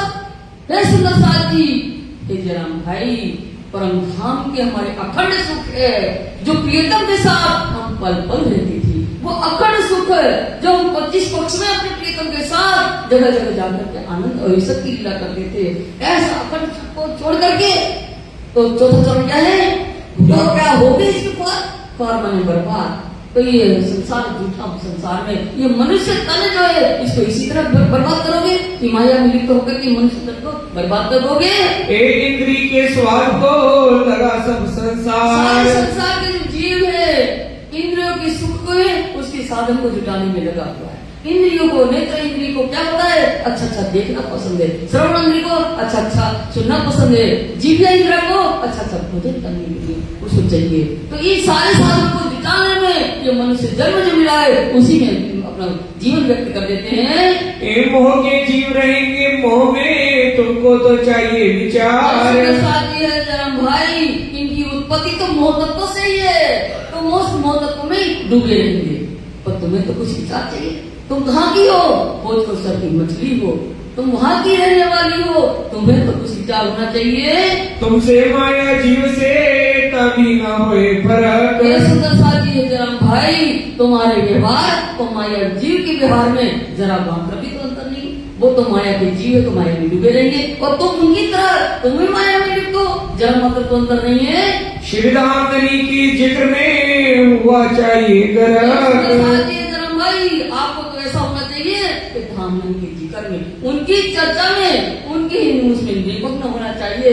तो आपको ऐसे दिया कि 2 सवाल 9 मिनट उस जगह हम बहुत पीछे है सुंदर साथ जी, 5-10 मिनट में कुछ अंतर नहीं आएगा। सो कोई ना आवत तुमको ना चर्चा चितवन, अपनी खुशबू आ रही तो अपनी घर की याद नहीं आ रही, ना चर्चा करते हो न चितवन करते हो, ना साथ मिलावा संयन ना दिल को किया रोशन। साथ में तकरीर करके है जराम भाई, न तुमने चर्चा करी न चितवनी करी है, तुमने कुछ नहीं किया है, न अपने दिल को प्रकाशित किया ज्ञान से। हे वचन सुन के रोइया भूल मानी अपनी सब, इस तरह के वचन को सुन करके कान्जी भाई रोने लगे। आत्मा को झकझोर देने वाले ऐसे वचन जब छोड़ने गए तो कान्जी जयराम भाई पश्चाताप करते हुए रोते हैं, मुझसे कछु ना हुआ करे धिक्कार अपनो आपको तब। कहते हैं मुझसे कुछ भी नहीं बन पाया, मैं अपने धनी की पहचान नहीं कर पाया, माया में ऐसे लिप्त हुआ, अपने आप को धिक्कार करते, मुझे धिक्कार है। हमको इन माया में याद ना आया धाम। भाई कहते हैं धनी, हमें ये माया इस संसार में हम ऐसे लिप्त हो गए कि हमने अपने घर की अपने प्रियतम की पहचान नहीं कर पाए। हम भूले तहकीक आड़े माया के काम, माया के कार्य में हम ऐसे लिप्त हो गए कि हम अपने परमात्मा को निश्चित रूप से भूल गए। ना जानी हम निस्बत ना कछु वही पहचान, हम उनका सन्मत नहीं जाना कि हम क्यों बनाए, न कछु पर पहचान परमात्मा की पहचान भी नहीं कर पाए, उनकी सम्मति की हमने पहचान नहीं की। ना तो हम ऐसा क्यों करें जो कछु बोए होती ईमान, कछु बोए होती ईमान, परमात्मा की परम धाम में थोड़ी सी खुशबू मिलती या हमारे अंदर पूर्ण विश्वास होता परमात्मा के प्रति, तो हम ऐसा क्यों करते, क्यों माया में लिप्त हो जाते। अब मेहर देखी श्री राज की जो भेज दिए तुमको। अपार कृपा हुई कि हमारी आत्मा को जागृत करने के लिए आपको भेज दिया। हमारी तरफ देखिया हम तो डूबे संसार उस मोह। पूर्ण परमात्मा ने हमारी दशा को देखा कि जयराम भाई तो कर्णावती की वासना है और आकंठ माया में डूबी हुई है, ये कहीं नहीं देखा और हमें जागृत करने के लिए आपको भेज दिया। इन बात की चर्चा भई सब मिला घर का साथ। आत्मा को झकझोर देने वाली जब चर्चा हो रही है तो घर के सुंदर साथ भी, घर के जो परिवार के लोग थे वो भी आकर के चर्चा सुनी। सवाए चरण हो लगे जो धनिये पकड़े हाथ। धनी जिनके हाथ थाम लेते हैं वही तो चर्चा सुनने और धनी के दर्शन करने के लिए आ पाते हैं। आदर रसोई का किया नेवाए श्री मेराज। और श्री जी को सम्मान सहित भोजन के लिए आमंत्रित कर रहे हैं। उसके पूर्व उनको स्नान वगैरह की व्यवस्था की। बैठाए रसोई में आरोगाए श्री राज। और रसोई घर में ही आसन बिछा करके उस धनी को भोजन करवा रहे हैं। प्रसाद सबों ने लेके करी पौड़ने की अरज। और सबने स्वामी जी का प्रसाद भोजन किया और भोजन करके स्वामी जी से विनय कर रहे हैं कि आप श्री जी आप विश्राम करने की अर्ज कर रहे हैं। तो धनी क्या कह रहे हैं, हम ना आए पौड़ने हमारी तो और हमारी गरज। तो और गरज है जयराम भाई, हम सोने नहीं आए, सोते हुए को जगाने के लिए आए हैं। हमारा उद्देश्य तो कुछ और ही है आने का। तुम्हें माया से काटने हम आए इनका। हम जो माया में लिप्त हो गए थे ना उनको सबको आत्मा जागृत करके अपने परम धाम ले जाने के लिए हम आए हैं। तुम छोड़ो मुर्दार को याद करो श्री राज। ये माया भी संसार मुर्दार है, हम देखने आए थे, उस पर लिप्त होने नहीं आए। इसको त्याग दो और याद करो, अपने घर अपने प्रियतम को याद करिए। फिर बैठे चर्चा करने ब्रज का जो वर्णन। उपरांत जो चर्चा करेंगे ब्रज की लीला का करेंगे। सुंदर साथ जी यहाँ पर जयराम भाई के यहाँ 1722 ईस्वी जी आए हैं और 1722 में 5 प्रकरण जो है मोहनजल के जो प्रकरण है वो यहाँ उतरे हैं।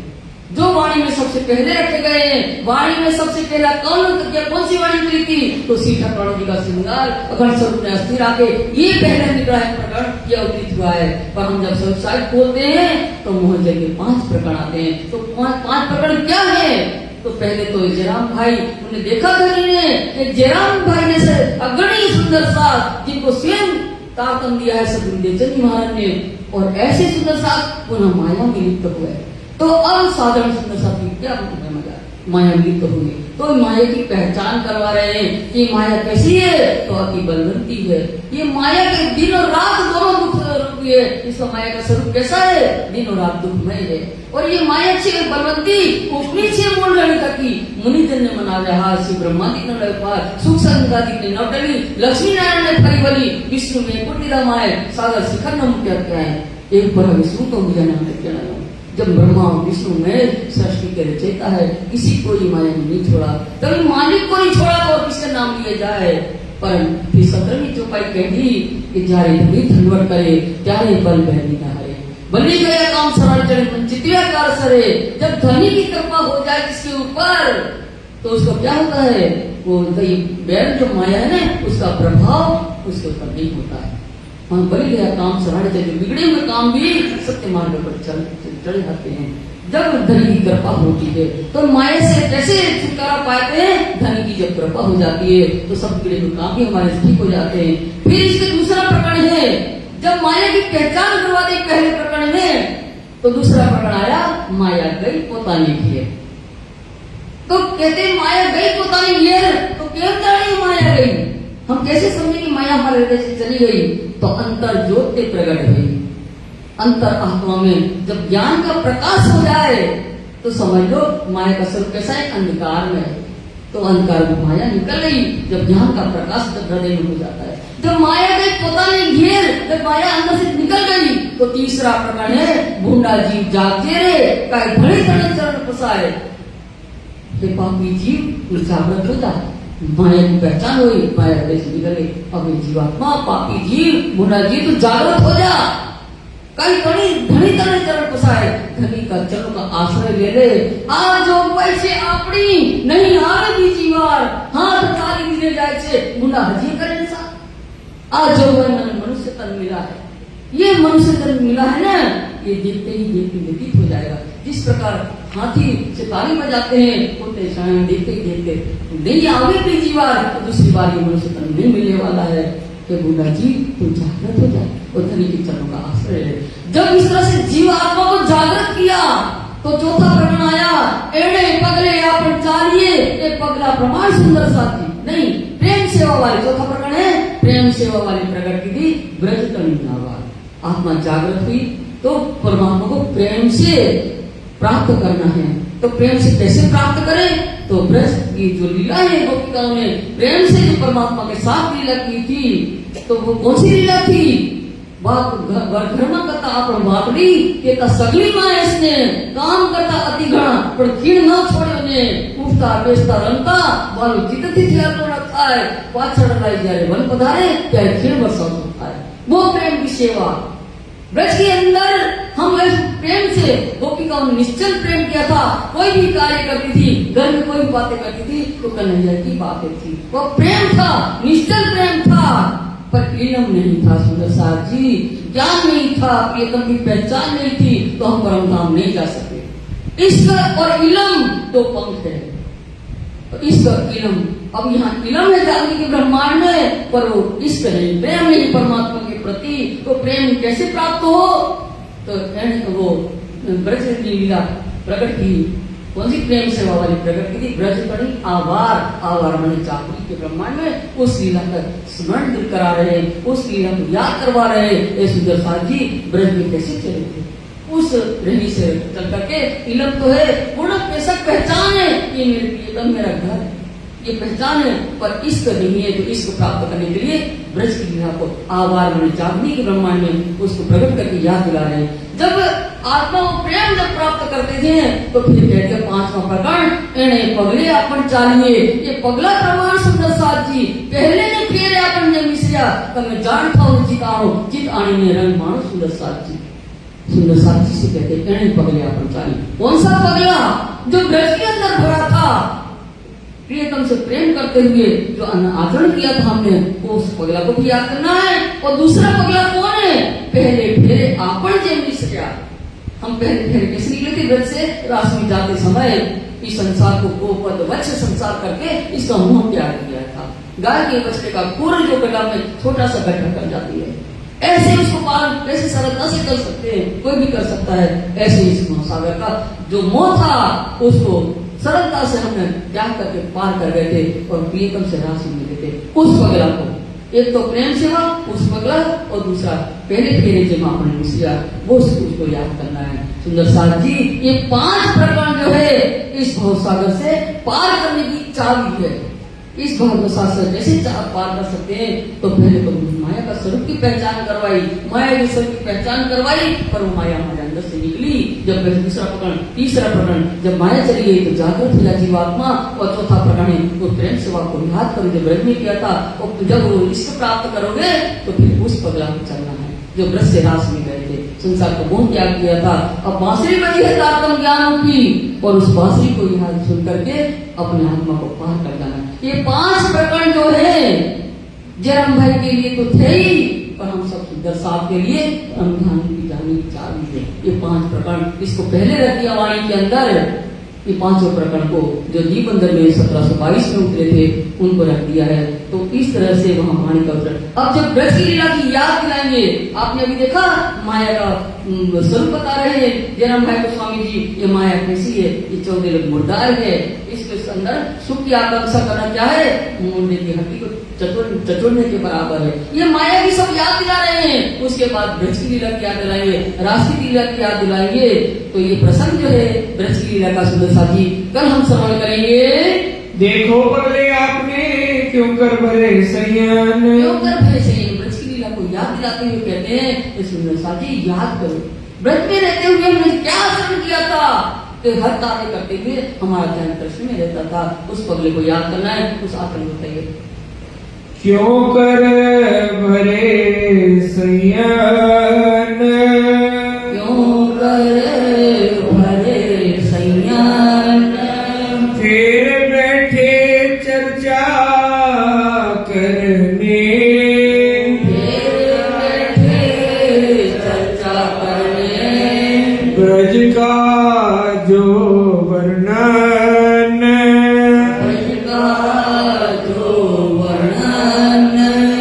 देखो पगले आपने, देखो पगले आपने, क्यों कर भरे संयन, क्यों कर भरे संयन, क्यों कर भरे संयन। क्यों कर भरे संयन। बोलो श्री प्राणनाथ प्यारे की जय, श्री धाम के हरि की। आनंद मंगल श्री धामधनी झुकी जय, श्री भाई जुराज झुकी जय, श्री महाराजा छत्रसाल झुकी जय, श्री सुंदर साज झुकी जय, श्री सुंदर साज जियावर जी साहेब झुके चरनार में स्वच्छ दीजिए, कृपा कीजिए। बोलो श्री प्राणनाथ प्यारे की, श्री महाराज दयाराम साहेब आपकी सदा ही जय। 5 बार ताल को